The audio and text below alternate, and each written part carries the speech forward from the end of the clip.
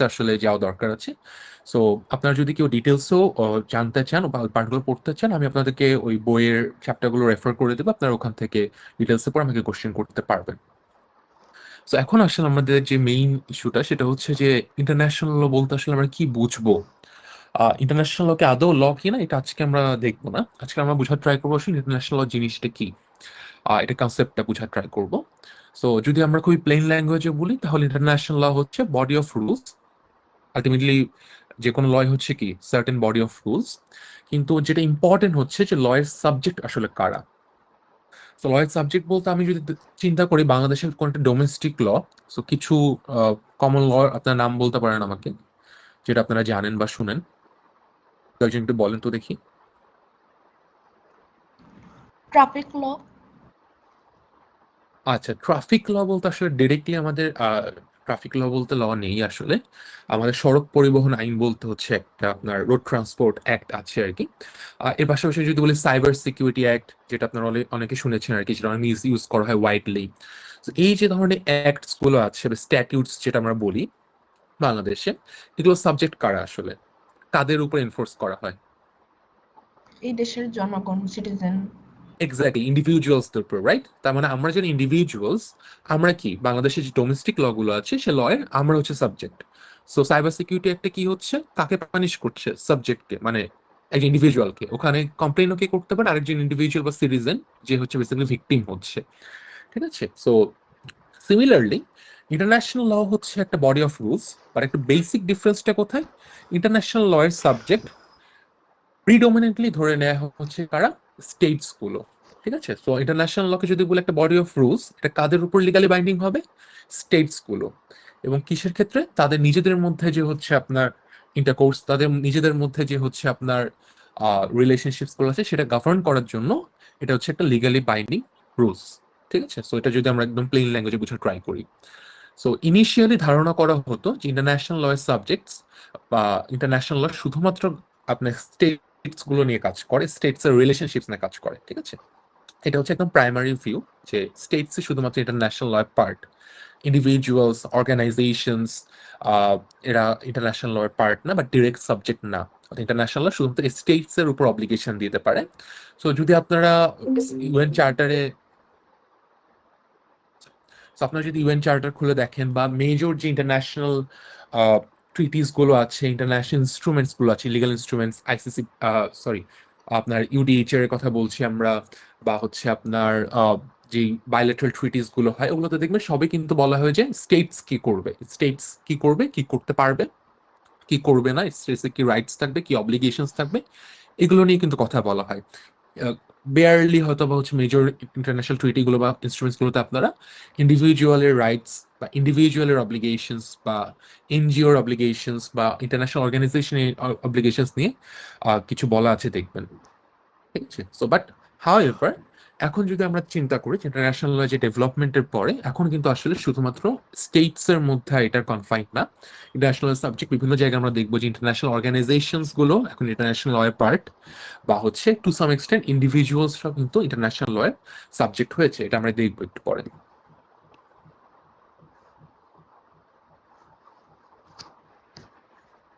So যদি আমরা 1963 এর একটা বই থেকে আমরা দেখতে চাই যে তখন ডেফিনেশনটা আসলে কি ছিল ইন্টারন্যাশনাল লয়, তখন ইন্টারন্যাশনাল লকে অনেক সময় ল অফ নেশনসও বলা হতো। যেটা বললাম যে ইনিশিয়ালি কনসেপ্টটা ছিল যে ইন্টারন্যাশনাল লয় সাবজেক্ট হবে শুধুমাত্র নেশন স্টেটস গুলো। So the law of nations international law, তাকে ডিফাইন করা হচ্ছে কি বডি অফ রুলস অথবা প্রিন্সিপাল, যেটা কি binding upon civilised states in the relations with one another. তাহলে খুবই ব্রডলি বোঝা যাচ্ছে যে তখন ধরে নেওয়া হতো ইন্টারন্যাশনাল লয়ের যে কনসেপ্টটা বা নোশনটা খুবই লিমিটেড এবং ন্যারো ছিল, এটা শুধুমাত্র স্টেটস এর রিলেশনশিপটাকে গভর্ন করতো।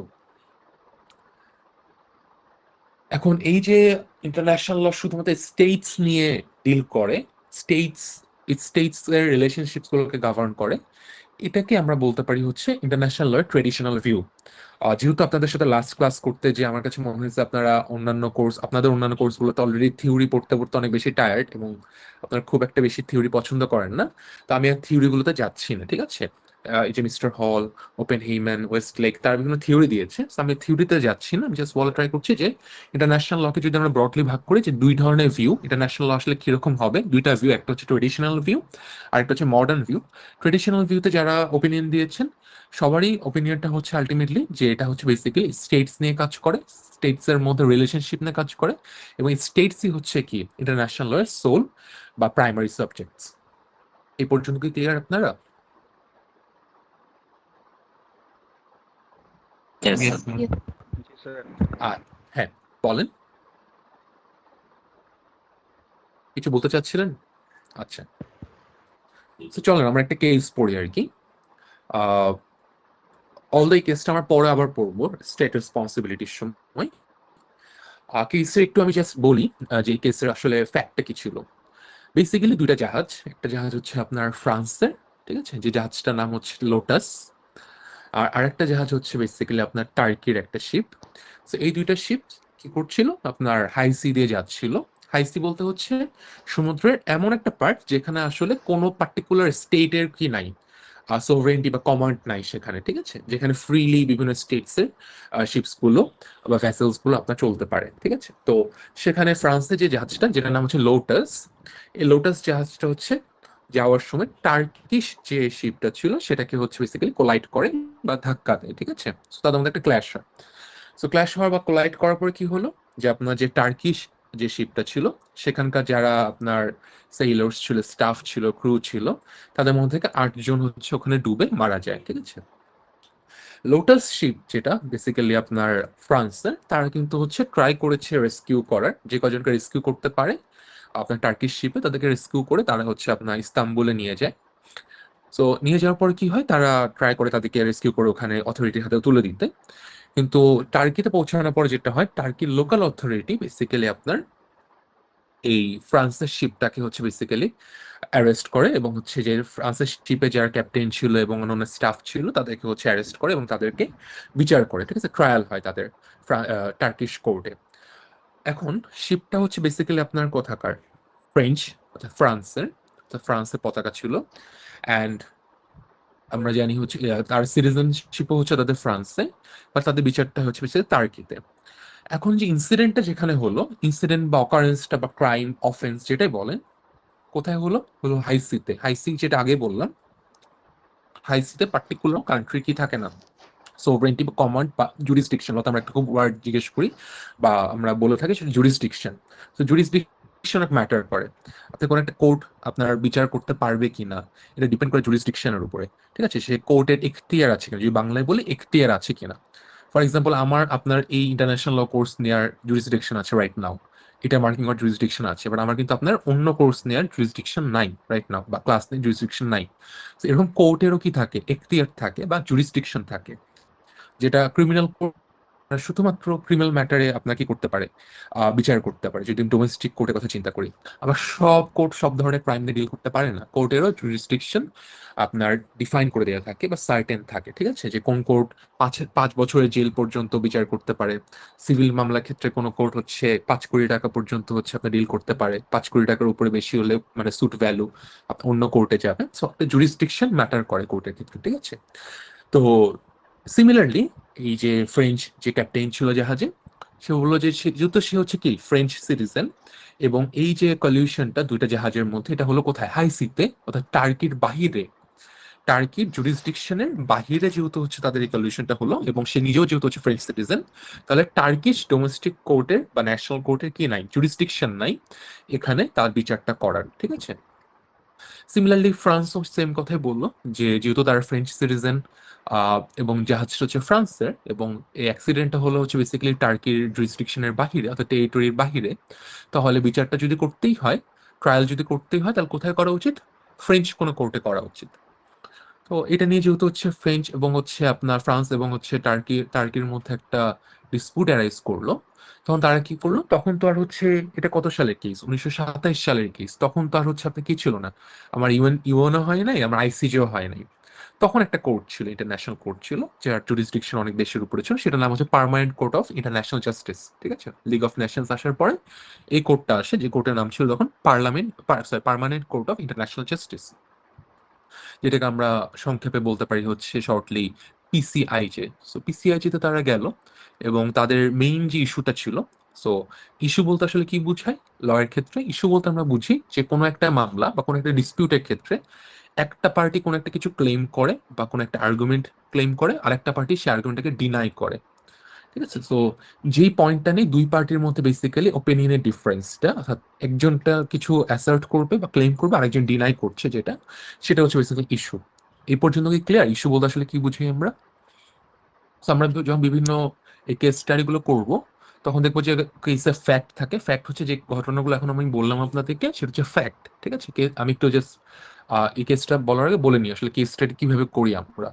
সো কেসের ফ্যাক্ট হচ্ছে যে ঘটনা আপনাকে আমি বললাম একটু আগে, যে পুরো অ্যাক্সিডেন্টের ঘটনাটা, এটা হচ্ছে কেসের ফ্যাক্ট।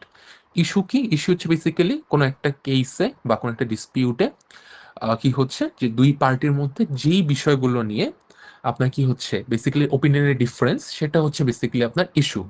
ফ্যাক্টটা কিন্তু দুই পার্টি সবসময় এগ্রি করে থাকে। সো এই যে অ্যাক্সিডেন্ট হলো, ওটা হাই সিতে হলো, অ্যারেস্ট করলো, তার মানে এটা দুই পার্টি এগ্রি করে আসছে, রাইট? এটা হচ্ছে ফ্যাক্ট।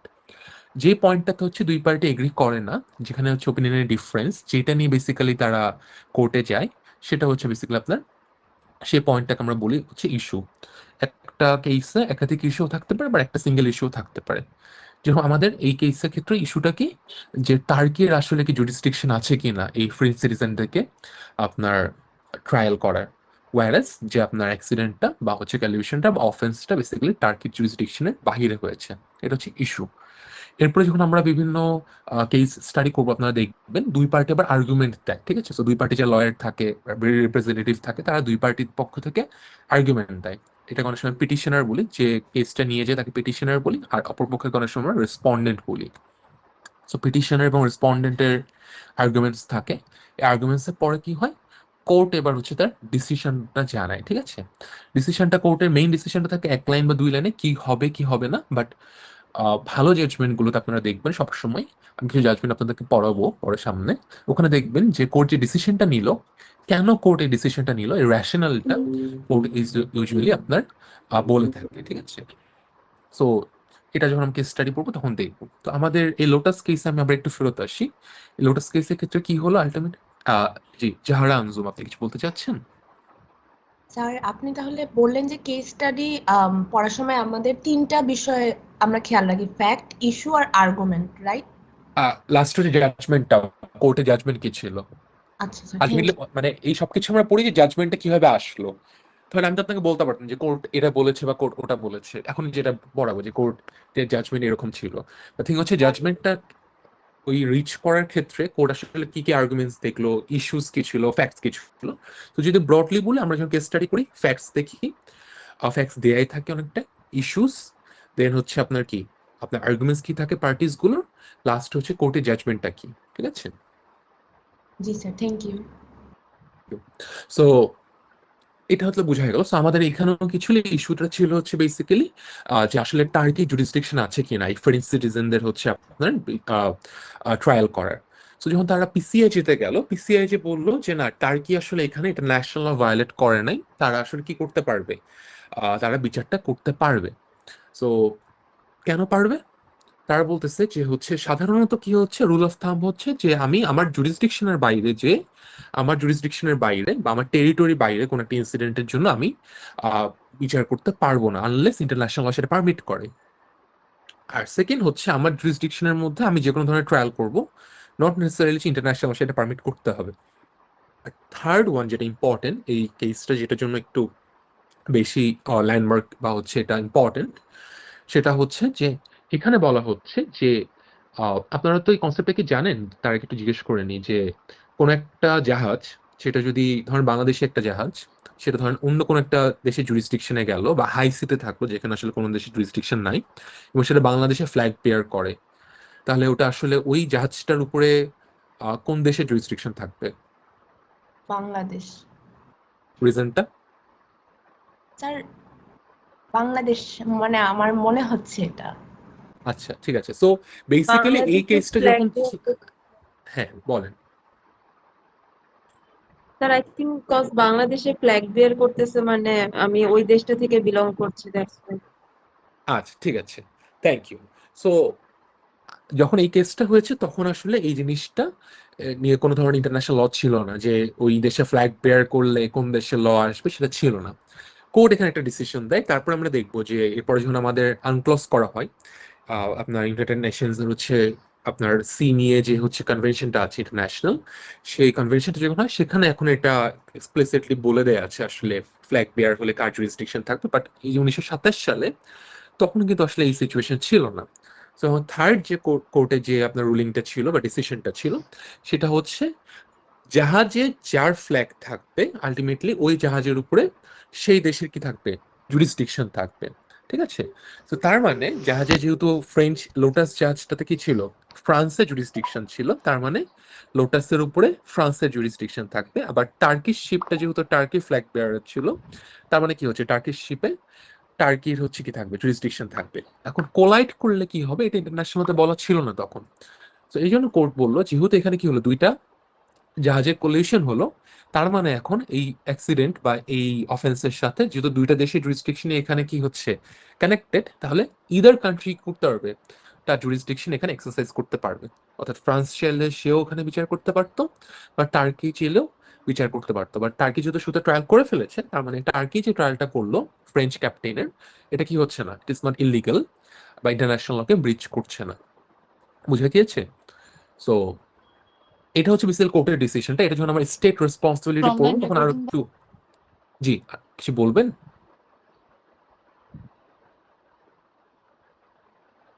আচ্ছা, so আরেকবার যে সাম আপ করি, তার মানে হচ্ছে কোর্ট ডিসিশন ছিল যেহেতু এটা দুটো দেশেরই জুরিসডিকশন ছিল এটাতে কলিউশনের পরে, তার মানে কি ইদার কান্ট্রি কি করতে পারতো, ট্রায়ালটা করতে পারতো।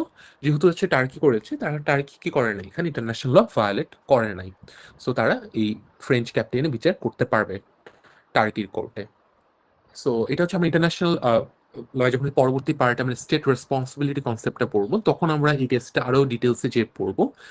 এখন আমাদের আসলে এই কেস থেকে যেটা বোঝার সেটা হচ্ছে আহ একটু আগে যেটা বলছিলাম, যখন জাজমেন্ট দেয়া হয়, কোর্ট যখন কোনো একটা জাজমেন্ট দেয়, ফর এক্সাম্পল আমি আপনাকে যে একটা ম্যাটার বলি যে আহ, আপনারা অনেক আগে শুনেছিলেন তাই না, যে একটা ছেলে হচ্ছে আপনার গ্রিন লাইন বাসের মাঝখানে তার হচ্ছে আপনার পা কেটে গিয়েছিল, রাইট, অ্যাক্সিডেন্ট করে। কোর্ট তাকে কি দিয়েছিল, কম্পেনসেশন দিয়েছিল, ক্ষতিপূরণ রিপারেশন দিয়েছিল। সো এই যে ধরেন কোর্ট লাস্টে বলে দিল পুরো কেস লাস্টে যে তাকে 1 কোটি টাকা ক্ষতিপূরণ দিতে হবে, কম্পেনসেশন দিতে হবে, এটা হচ্ছে কোর্টের একটা অর্ডার। এই অর্ডার আগে যেটা বলছিলাম জাজমেন্টের মধ্যে রেশনাল থাকে, কোর্ট কেন এই অর্ডারটা দিচ্ছে, কোর্ট কেন এই কথাটা বলতেছে, কেন এই ধরনের একটা রুলিং দিচ্ছে। সো সেখানে কোর্ট অনেক ডিটেলসে আলোচনা করে তার ডিসিশনে কেন সে আসতেছে। ঠিক আছে, সো সিমিলারলি এটাকে বলে রেশনাল পার্টটা যেখানে জাজমেন্টের মধ্যে। সো আপনি যদি এইখানেও যখন লোটাস কেসটাতেও কোর্ট আপনার এই ধরনের একটা ডিসিশন আসলো যে না টার্কিশ ডোমেস্টিক কোর্ট ট্রায়াল করতে পারবে বা টার্কি জুরিসডিকশন থাকবে, নিশ্চয়ই কোর্ট এখানে আলোচনা করলো যে কেন তারা এই ডিসিশনটা দিচ্ছে। So এই যে যখন কোর্ট এই রেশনালটা ডিসকাস করলো, সেখানে কিছু পার্ট তারা নিয়ে আসে, অর্থাৎ এই যে পিসিআই যে কিছু বিষয়, পিসিআই জাজরা কিছু বিষয় এখানে আলোচনা করে, সেটা হচ্ছে যে ইন্টারন্যাশনাল ল বেসিক্যালি কি করে, ইন্ডিপেন্ডেন্ট স্টেটস গুলোর মধ্যে রিলেশন গুলোকে কি করে, গভর্ন করে। এবং এটা বাইন্ডিংনেসটা কিভাবে আসে, বাইন্ডিংনেস আসে হচ্ছে তাদের ফ্রি উইল থেকে। অর্থাৎ তারা যখন কোনো একটা কভিনেন্ট সাইন করে, অর্থাৎ ইউজেস যেটা বলছিলাম গতকালকে আপনাদের ফার্স্ট ক্লাসে, যে কভেনেন্ট বলতে কি বা কনভেনশন বলতে কি বোঝায়, এগ্রিমেন্টস বা ট্রিটি, রাইট, লিখিত চুক্তি। আর ইউজেসটা কি, যেটা স্টেটস গুলো অনেক বছর ধরে কি করছে, প্র্যাকটিস করে আসছে। আপনারা যেমন গতকাল ক্লাসে বলছিলেন যে যুদ্ধ হলে কেউ যদি হচ্ছে কি থাকে, অসুস্থ থাকে, ওমেন অ্যান্ড চিলড্রেনের ক্ষেত্রে, যারা একটু বয়স্ক তাদের ক্ষেত্রে কি হয়, কিছু বেসিক আমরা নর্মস মেনে চলি তাই না যুদ্ধক্ষেত্রে। সিমিলারলি এই ইউজেস গুলো বা এই যে হচ্ছে কনভেনশনস গুলো, এটা কি হচ্ছে আলটিমেটলি স্টেটস গুলো ফ্রি উইল থেকে আসছে। ঠিক আছে, সো বেসিক্যালি কোর্ট বুঝাতে চাচ্ছে ইন্টারন্যাশনাল ল হচ্ছে বেসিক্যালি ইন্টারন্যাশনাল রিলেশনসটাকে গভর্ন করে, অর্থাৎ ইন্ডিপেন্ডেন্ট স্টেটস গুলোর মধ্যে হচ্ছে রিলেশনটাকে গভর্ন করে। এবং এটা লিগ্যাল বাইন্ডিংনেস আসছে কোথা থেকে, আসছে বেসিক্যালি তাদের নিজেদের ফ্রি উইলিংনেস থেকে বা হচ্ছে কনসেন্ট থেকে, অর্থাৎ স্টেট গুলো নিজেরা কনসেন্ট দিয়ে কি করছে, তাদের উপরে ইন্টারন্যাশনাল লটাকে বাইন্ডিং করে ফেলছে। সো আর লাস্টে কি বলছে এটার, সরি, যদি আমরা একটু পড়েন এখানে এই লাস্ট পার্টটা, সেটা হচ্ছে the rules of law binding upon states therefore emanate from কি, from their own free will as expressed in conventions or by uses generally accepted as expressing principles of law and established in order to regulate the relations between these coexisting independent communities or with a view to achievement of common aims এর জন্য অনেক সময় কি করি আমরা ultimately এই uses গুলো মেনে চলি বা কভেনেন্টস গুলো সাইন করি। যেমন ক্লাইমেট চেঞ্জ নিয়ে যদি আমাদের কি থাকে কোনো কনভেনশন আমরা কেন সাইন করি, বিকজ আমাদের আলটিমেটলি একটা কমন টার্গেট থাকে যে আমরা কি করতে চাই, এই আমরা ক্লাইমেট চেঞ্জটাকে প্রিভেন্ট করতে চাচ্ছি, এটা হার্মটাকে রিডিউস করতে চাচ্ছি। সো আলটিমেটলি এই কারণে অনেক সময় কি করে কোর্ট কান্ট্রিজ গুলো ফ্রি উইলের মাধ্যমে তাদের উপর অনেক লিগালি বাইন্ডিং অব্লিগেশনস নিয়ে আসে। যে আকাশ কিছু বলতে চাচ্ছিলেন? স্যার আমি যেটা বলতে চাচ্ছিলাম স্যার, এখানে যেই দুইটা কান্ট্রির মধ্যে স্যার ইস্যুটা অ্যারাইজ হয়েছে স্যার, জি ফ্রেঞ্চ আর টার্কি কোর্ট কি অ্যাট দ্য সেম টাইম এই দুইটা ইস্যুরই একসাথে ট্রায়াল করতে পারে দুই দেশের কোর্টে, এরকম কি সম্ভব স্যার? আচ্ছা, ঠিক আছে, থ্যাংক ইউ আকাশ। জি করতে পারে, এই ধরনের আসলে কোনো ধরনের পার নেই। অনেক সময় দেখবেন কারো আপনার বিচার বাংলাদেশের কোর্টে হচ্ছে, আবার সেম ম্যাটার দেশের বাইরে কোর্টে কি তাদের আপনার ট্রায়াল করা হচ্ছে, ঠিক আছে, এটা অনেক সময় করতে পারে। আবার অনেক সময় এই দুটোকে এটা তো আমরা 1927 সালে কেস করছি, আমি যদি কারেন্ট আপনাকে সিচুয়েশনটা বলি তাহলে দেখবেন যে আমি আপনাদেরকে ক্লাসে আজকে আমি অনলাইনে দেখাবো না, অনলাইনে আসলে বুঝাতে একটু সমস্যা, আপনাদের বুঝতে সমস্যা হয়, আপনি আমাকে অফলাইনে একটু মনে করে দিন, আমি আপনাকে দেখাবো। আমাদের যে পেনাল কোডটা আছে বর্তমানে, সে পেনাল কোড বা সিআরপিসির মধ্যে যখন আপনি খুঁজে খুঁজে খুঁজে দেখবেন, ওখানে বলা যে আপনি শুধুমাত্র বাংলাদেশের ক্রাইম না, যে ক্রাইমটা বেসিক্যালি আপনি দেশের বাইরে করলেন এবং সেটা যদি আপনি বাংলাদেশে করতেন, সেটা যদি বাংলাদেশে করলে অফেন্স হতো, তাহলে ওটার বিচার আপনার বাংলাদেশের কোর্টে করা যাবে, বুঝতে পারছেন? তো বলেন ফর এক্সাম্পল আপনি একটা মার্ডার করলেন, মার্ডারটা বেসিক্যালি দেশের বাইরে করলেন, সেম অফেন্সটা যদি দেশে করতেন, বাংলাদেশে করতেন, তাহলে কি হতো, সেটা একটা অফেন্স হতো এবং বাংলাদেশের কোর্ট কিন্তু আপনার বিচার করতে পারে। আর এই যে ডাবল ট্রায়াল বা দুই দেশে আরেকবার ট্রায়াল করা, এটাকে আপনার লিমিট করার জন্য যেটা করা হয়, এখন অনেক দেশের মধ্যে এক্সট্রাডিশন চুক্তি থাকে, অর্থাৎ এক্সট্রাডাইট করা যায় এক দেশ থেকে নিয়ে আরেক দেশে যারা ক্রিমিনাল থাকে বা অ্যাকিউজ থাকে তাদেরকে ট্রান্সফার করা যায়, এটা হচ্ছে নাম্বার ওয়ান। আর সেকেন্ড ডোমেস্টিক লিগাল ফ্রেমওয়ার্কের মধ্যে এখন আমাদের সিপিসি বা CrPC, CrPC basically code of criminal procedure, criminal মামলা কিভাবে চলবে সেটা সিআরপিসি বলে থাকে। আর সিপিসি মানে code of civil procedure, civil মামলা কিভাবে চলবে সেখানে বলা থাকে। সো ওই প্রসিডিউর গুলোর মধ্যে এখন অ্যালাউ করে আপনার কোন একটা ফরেন জাজমেন্ট বাংলাদেশে এসে আপনার এনফোর্স করার ব্যাপারে, অর্থাৎ আমেরিকান কোর্ট কোনো একটা আপনার বিচার করলো, সে আমেরিকান কোর্টের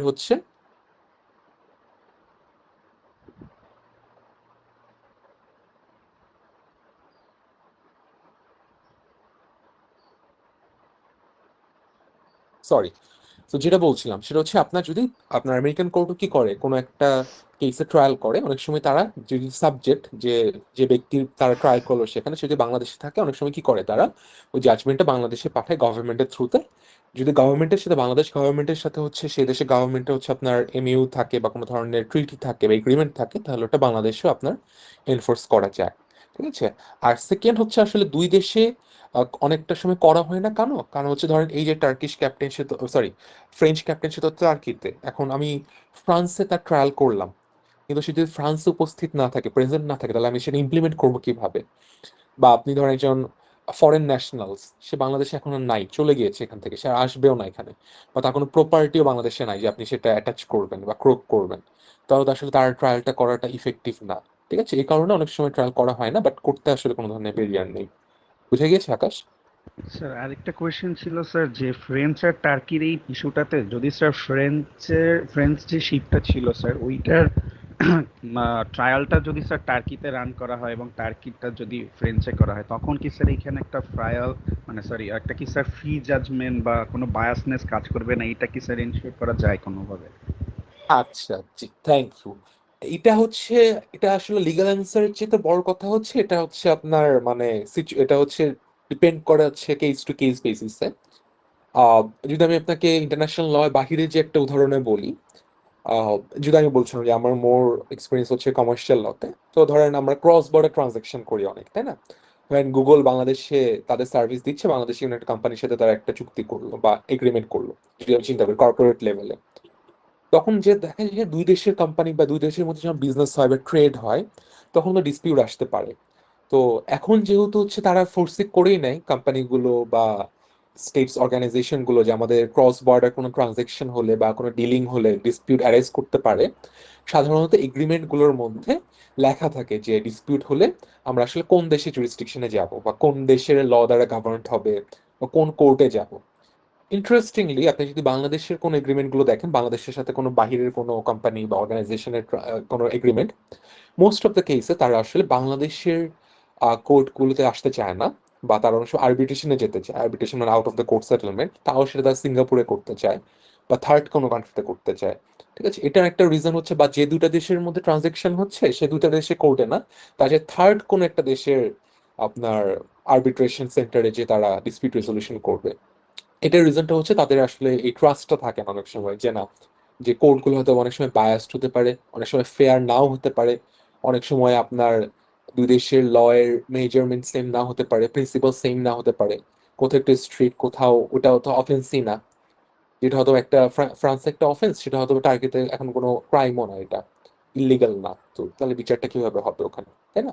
So এটা এখন ডিপেন্ড করে হচ্ছে কেস টু কেস বেসিসে, যে কারণে এখন আসলে ইন্টারন্যাশনাল ডিসপিউট যদি হয় তাহলে সাধারণত হচ্ছে আসলে আগে থেকে এগ্রিমেন্ট গুলোর মধ্যে বলাই থাকে। ফর এক্সাম্পল বাংলাদেশে কোনো একটা অয়েল কোম্পানি সমুদ্র এখানে এসে তারা বাংলাদেশে বে অফ বেঙ্গলে এসে তারা ওয়েল এক্সট্রাকশন করবে বা গ্যাস এক্সট্রাকশন করবে, সাধারণত তারা ওই ধরনের গভর্নমেন্টের সাথে যদি কোনো ধরনের এগ্রিমেন্ট হয় বাংলাদেশ গভর্নমেন্টের সাথে, তারা সাধারণত বলে থাকে যে ডিসপিউট হলে তারা হচ্ছে ইন্টারন্যাশনাল কোনো আর্বিট্রেশন সেন্টারে যাবে। ঠিক আছে, যাতে করে ওই ফেয়ারনেস এর কোশ্চেনটা যাতে না আসে, ট্রান্সপারেন্সি ব্যাপারে যাতে কোনো ধরনের কোশ্চেন না থাকে। বুঝতে পেরেছেন আকাশ? জি স্যার, কিন্তু স্যার তাহলে এইখানে যে ফ্রান্স আর টার্কির মধ্যে স্যার, টার্কিতে স্যার জাজমেন্টটা করা হচ্ছে স্যার, তাহলে এখানে অন্য হুম। কোথাও আরবিট্রেশন কেন করা হলো না? আ- আরেকটা, আমি লাস্ট পার্টে বুঝতে পারিনি, অন্য কোথাও। স্যার মানে এই দুইটা দেশের বাইরের কোনো কোর্টে কেন এই পার্টিকুলার কেসটা না না রিসলভের না, জন্য এখন স্যার কোনো ইনিশিয়েটিভ? ইউজুয়ালি কিন্তু আমি যেটা বললাম যে থার্ড কান্ট্রিতে সাধারণত আরবিট্রেশনের জন্য নিয়ে যাওয়া হয়, থার্ড কান্ট্রি কোর্টে আমরা সাধারণত যাই না ওইভাবে। ঠিক আছে, আরবিট্রেশনের জন্য যাওয়া হয়। আপনি চিন্তা করেন এই যে বাংলাদেশ যে হচ্ছে মায়ানমারের সাথে কি করলো, সমুদ্র এই যে সীমা নিয়ে যে ইয়াটা ছিল, ডিসপিউটটা ছিল, রাইট, আমাদের সেটাও কিন্তু দেশের বাইরে যে হচ্ছে আপনার কি করা হলো, একটা আরবিট্রেশনের মাধ্যমে হচ্ছে আমরা রেজলিউশন করলাম, ইন্ডিয়ার সাথে ডিসপিউটটা ছিল। এরপর আপনি যদি চিন্তা করেন আবার এই যে নাইকো নিয়ে বা শেভরনের সাথে আপনি সার্চ করে দেখবেন, শেভরন, নাইকো, যে ইন্টারন্যাশনাল মাল্টিন্যাশনালস যে কর্পোরেশনস গুলো, তারাও এই থার্ড কোনো একটা আরবিট্রেশন সেন্টারে যে হচ্ছে ডিসপিউট রেজলিউশন করে। বাট আমরা যে কেসটা পড়ছি আকাশ, এই যে আরবিট্রেশনের কনসেপ্টটা এখনো ইন্টারন্যাশনালি এটা অনেকটাই মোটামুটি একটা বার্ডিং স্টেজে, মানে এসএন স্টেজে বলতে পারেন, এখনো খুব ওয়েল এস্টাবলিশ সেরকমও না। এনফোর্সমেন্টের ক্ষেত্রে এখন অনেক ব্যারিয়ার আছে, যেটা আজকে কত সাল, 2025 সাল, সো প্রায় 98 ইয়ার্স এগো, প্রায় 100 বছর আগে, তখন তো আসলে এই ধরনের রেগুলেশন ছিল না। আপনি আসলে কোন কোর্টে যাবেন এর বাকি, থার্ড কোর্টে? বা এই যে আপনি পিসিআই এর কথা বলছি, যেখানে তারা আসলে জাস্ট এই সলিউশনটার জন্য গিয়েছিল, আসলে কোন কোর্টে বিচার হবে, সেটা জুরিসডিকশনও তো এত ওয়াইড স্প্রেড ছিল না তখন। ঠিক আছে, যে কারণে আসলে আলটিমেটলি তারা টার্কির কোর্টেই করে, ফ্রান্স তো ওটা চাচ্ছিল না, যে কারণে তারা পিসিআই যেতে গেল। ফ্রান্স চাচ্ছিল ফ্রান্সে এনে তারা বিচার করবে, এবং যে কোনো দেশ সেটাই চাই যে তার সিটিজেনদের বা তার ন্যাশনালদের ট্রায়ালটা তারা তাদের ডোমেস্টিক কোর্টে করবে। বাট এখানে ইস্যুটা ছিল যে টার্কি যে বিচারটা করলো, ট্রায়াল করলো, এটা তার ইন্টারন্যাশনাল লটাকে ভায়োলেট করলো কিনা। ডিরেক্টলি যদি অ্যান্সার আসে এই কেস থেকে, তাহলে হচ্ছে না, তারা ভায়োলেট করেনি। বুঝতে পেরেছেন? জি sir, thank you sir.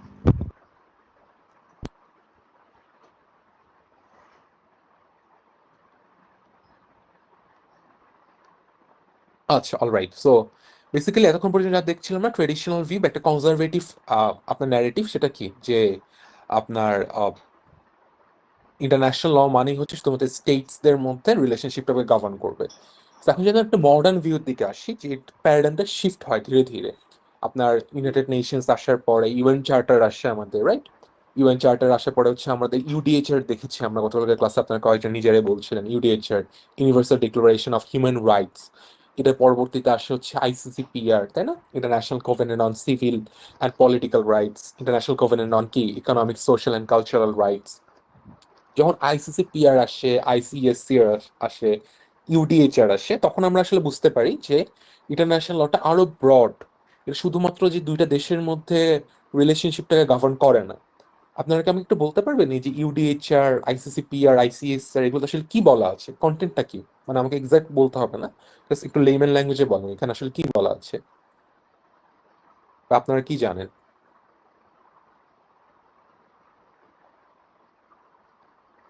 Sir যেমন ইউডিএইচআর এ স্যার বলা আছে যে যে পার্টিকুলার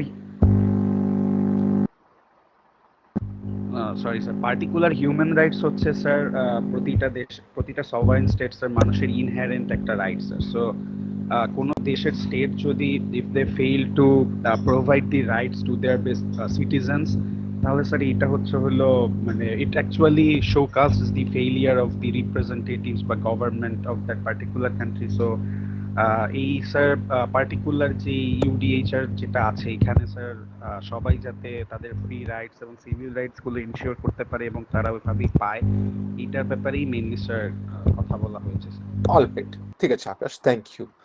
আর আহ, আমি যাচ্ছি অ্যান্সার দিতে, বাট আপনারা কি হচ্ছে এই যে জাহারাকে এবং হচ্ছে আকাশকে সিলেক্ট করেছেন যে সবার পক্ষ থেকে কথা বলার জন্য, আর কেউ কি কথা বলবেন না আপনারা নাকি?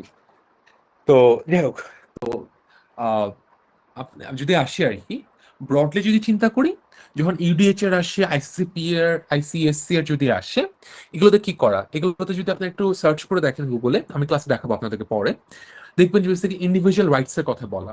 অ্যাজ আ সিটিজেন আপনার যে বেসিক হিউম্যান রাইটস গুলো সেটা কথা বলা এখানে, যে আপনার কি কি রাইটস থাকবে, ঠিক আছে, সেই রাইটস গুলো এখানে লিস্ট ডাউন করে দেওয়া আছে। এখন ইউডিএইচআর আর আইসিসিপিআর বা আইসিএস এর মধ্যে ডিফারেন্সটা হচ্ছে এই সকল হিউম্যান রাইটস গুলোকে বেসিক্যালি ইউডিএইচআর এর মধ্যে বলা ছিল, বাট ইউডিএইচআর এর নেচারটা হচ্ছে এটা একটা ডিক্লারেশন, নামের মধ্যেই আপনি দেখতে পাচ্ছেন রাইট, রিফ্লেক্স, যেটা একটা ডিক্লারেশন, মানে ডিক্লেয়ার যে আই অ্যাডমিট অ্যাকনলেজ যে রাইটস গুলো দেওয়া উচিত, আমি যে মেন মানতে বাধ্য, I am bound to implement it আমার ডোমেস্টিক লতে, এটা আসলে এই ইউডিএইচআর আসে নাই। যে কারণে পরবর্তীতে যে প্রায় আরো 20 বছর পরে যে আপনার আইসিএসসিআর এবং আইসিসিপিআর আসছে, যেটাকে দুইটা ভাগে ভাগ হয়ে গেছে, অর্থাৎ ইউডিএইচআর ছিল সকল ধরনের হিউম্যান রাইটস গুলো, হিউম্যান রাইটস যেগুলো আছে আমি চিন্তা করি হিউম্যান রাইটস গুলোকে আবার ব্রডলি কিন্তু ভাগ করা যায় দুইটা স্পেকট্রামে, সেটা হচ্ছে কি, একটা হচ্ছে civil and political rights, right two association, ঠিক আছে, আপনার সমাবেশ করার রাইট টু অ্যাসেম্বলি, সমাবেশ করার অধিকার, আপনার সংগঠন করার অধিকার, অ্যাসোসিয়েশন করার অধিকার, রাইট, এগুলো হচ্ছে পলিটিক্যাল রাইটস, ভোট দেওয়ার অধিকার, এগুলো হচ্ছে political rights, civil and political rights. আবার আমি যদি বলি যে হচ্ছে আপনার ESCR, economic social and cultural rights, কি ধরেন হচ্ছে আপনার কি, আপনার প্রফেশনাল যে রাইটস, আপনার চাকরি করার অধিকার, যে আপনি জব করতে পারবেন, সেটা আপনার একটা রাইটস, লেবার রাইটস, ঠিক আছে। তবে আমি যদি চিন্তা করি সোশ্যাল কিছু রাইটস থাকতে পারে এখানে, আপনি আপনার রিলিজিয়ন মেনে চলতে পারবেন আপনার নিজের মতো করে, কালচারাল রাইটস থাকতে পারে এখানে, ঠিক আছে। সো ব্রডলি দুইটা ভাগে ভাগ করা যায়, একটা হচ্ছে সিভিল এন্ড পলিটিক্যাল রাইটস, আর একটা কি, economic social and cultural rights. So ICCPR এবং আইসিএস এর যেটা হয়, দুই ভাগে ভাগ করেছে এই ইউডিএইচআর এর রাইটস গুলোকে, পরবর্তীতে দুটো আলাদা আলাদা গভর্নমেন্ট হয়, যেটার একটা ব্যাকগ্রাউন্ড আপনারা অলরেডি জানেন, যে ইউএসএ মানে ওয়াজ মোর ফোকাসড অন হচ্ছে বেসিক্যালি আপনার civil and political rights, US এবং তাদের যে অ্যালায়েনরা ছিল, তারা বেসিক্যালি ওয়েস্ট বেসিক্যালি হচ্ছে আপনার মানে আইসিসি পিআর এর পক্ষে ছিল, তারা সিভিল এন্ড পলিটিক্যাল রাইটসটাকে বেশি এমফেসাইজ করেছে, ওয়্যারএস আপনার সোভিয়েত ইউনিয়ন এবং তাদের অ্যালায়েনরা বেসিক্যালি হচ্ছে আপনার ইকোনমিক সোশ্যাল এন্ড কালচারাল রাইটসটাকে হচ্ছে বেসিক্যালি প্রমোট করা ট্রাই করেছে সেই সময়। সো দুই ভাগে ভাগ হয়ে গিয়েছিল। এই কোভেনেন্ট গুলো যারা সাইন করেছে তারা বেসিক্যালি বাধ্য ওই আপনার প্রভিশনস গুলোকে মেনে চলতে, ঠিক আছে, যারা ওই গভর্নেন্স আইসিসিপি এবং আইসিএসসি এর পার্টি। এখন এগুলো আমার পরবর্তীতে পড়বো থরলি, এখন এত কিছু বলার উদ্দেশ্য হচ্ছে যখন আপনার ইউডিএইচআর বা আইসিসিপি এর দেখবেন ওখানে বেসিক ইন্ডিভিজুয়াল রাইটস এর কথা বলা, তাহলে এতক্ষণ একটু আগে যে আমরা বলে আসতেছিলাম বারবার যে ইন্টারন্যাশনাল ল শুধুমাত্র স্টেটস এর মধ্যে রিলেশনশিপটা গভর্ন করে, এখন এসে কি দেখতেছি আমরা 1950-এর দিকে বা 1960-এর দিকে, অর্থাৎ 1960s বা 1950s এসে আমরা দেখছি যে ইন্টারন্যাশনাল ল এখন আর শুধুমাত্র স্টেটস এর মধ্যে রিলেশনশিপটা গভর্ন করে না, এগুলো কি ইন্ডিভিজুয়াল রাইটস নিয়ে কথা বলে, তার মানে কি ইন্ডিভিজুয়ালরা কি হতে পারে, ইন্টারন্যাশনাল ল এর সাবজেক্ট হতে পারে, ঠিক আছে। এবং এই সময় আরেকটা ডেভেলপমেন্ট আপনারা দেখবেন 1960s এর দিকে বা 1940s এ ইন্টারন্যাশনাল অর্গানাইজেশনস গুলো ফর্ম করা শুরু করে, ঠিক আছে, ইউএন আসে, ইউএন এর পরপর আর ইন্টারন্যাশনাল বিভিন্ন অর্গানাইজেশনস গুলো আসা শুরু করে এবং তারাও কিন্তু ন্যাশনাল ডোমেইনে কিছু রোল প্লে করা শুরু করে। এখন কোশ্চেন আসতে পারে, আমরা জানতাম হচ্ছে যে ইন্টারন্যাশনাল ল সাবজেক্ট হচ্ছে প্রিডোমিনেন্টলি স্টেটস, স্টেটসের মধ্যে রিলেশনশিপে গভর্ন করছে ইন্টারন্যাশনাল ল। আবার এখন দেখছি কি যে ইন্ডিভিজুয়াল রাইটস নিয়ে ইন্টারন্যাশনাল আসলে কাজ করে। কোশ্চেন আসতে পারে তাহলে ইন্টারন্যাশনাল ল ইন্টারন্যাশনাল অর্গানাইজেশনস গুলোকে কি আসলে কোনো ধরনের ডিরেক্টিভ দিতে পারে কিনা, বা ইন্টারন্যাশনাল অর্গানাইজেশন গুলোকে আসলে ইন্টারন্যাশনাল লয়ের পার্ট কিনা, বা ইন্টারন্যাশনাল লয়ের সাবজেক্ট কিনা বা এলিমেন্টস কিনা, সেটা একটা কোশ্চেন আপনাদের আসতেই পারে। সেটা আমরা আরেকটা কেসের মাধ্যমে এখন দেখবো। এই কেসটার নাম হচ্ছে basically United Nations reparation case আর কি। এখানে টাইটেলের মধ্যে রিপারেশন ওয়ার্ডটা আসে নাই। বেসিক্যালি রিপারেশন কেস দিয়ে আপনারা সার্চ করলে পাবেন, অথবা ইউনাইটেড নেশনস 1949 অনেকগুলো কেস আছে। সো 1949 যে কেসটা রিপারেশন কেস, সরি নিচে তো লিখে দিয়েছি, সরি হ্যাঁ নিচে যে এটা এই নাম দিয়ে সার্চ করলে আপনারা হচ্ছে পাবেন নিচে যে নামটা লেখা, রিপারেশন for injuries suffered in service of United Nations. এই কেস সার্চ করলে আপনারা বেসিক্যালি এটা গুগলে পাবেন আর কি। আইসিজে এর ওয়েবসাইটে হচ্ছে আপনার ডিটেলস পাবেন। আমি আপনাদেরকে আবার দরকার হলে ডকুমেন্টসটা ডাউনলোড করে দিয়ে দিব আপনাদের এখানে টিমস আপলোড করে। তো এখানে আসলে কি হয় একটু ফ্যাক্টটা বলি। এই রিপারেশন কেসে ইউএন এর রিপ্রেজেন্টেটিভ ছিলেন একজন, ঠিক আছে, বার্নি ডট। উনি হচ্ছে বেসিক্যালি হচ্ছে ইউএন এর মিডিয়েটর ছিল। তো সে হচ্ছে বেসিক্যালি জেরুজালেমে কাজ করতো প্যালেস্টাইন একটা প্রজেক্টে ইউএন এর হয়ে। সেখানে হচ্ছে বেসিক্যালি উনি লোকাল মিডিয়েটরের কাজটা করতেন। সো উনি যখন উনি সহ প্লাস একটা টিম হচ্ছে বেসিক্যালি ইউএন রিপ্রেজেন্টেটিভ হিসেবে জেরুজালেমে কাজ করছিল প্যালেস্টাইন ইস্যুতে। তো যখন তারা জেরুজালেমে ইউএন এর একটা পিস মিশনে যায়, সেখানে হচ্ছে বেসিক্যালি তাদের লোকাল কিছু জিউস আর্মড গ্রুপস বেসিক্যালি তাদের উপরে হামলা করে বা অ্যাটাক করে। অ্যাটাক করার পরে তারা কি হয়, তারা সেখানে মারা যান, ঠিক আছে। এখন কোশ্চেনটা অ্যারাইজ করে বা বেসিক্যালি হচ্ছে আইসিজে এর কাছে হচ্ছে ইউনাইটেড নেশনস এর জেনারেল অ্যাসেম্বলি বেসিক্যালি একটা ওপিনিয়ন চায় যে এক্ষেত্রে কি ইউএন আসলে ক্ষতিপূরণ চাইতে পারে কিনা, কম্পেনসেশন চাইতে পারে কিনা। তো এই প্রশ্ন আসার একটু একটা বিষয় একটু জাস্ট বলে নিই সাইড লাইনে। আপনারা কি জানেন আইসিজে এর আসলে জুরিসডিকশনটা কয় ধরনের, আইসিজে আসলে কি করতে পারে?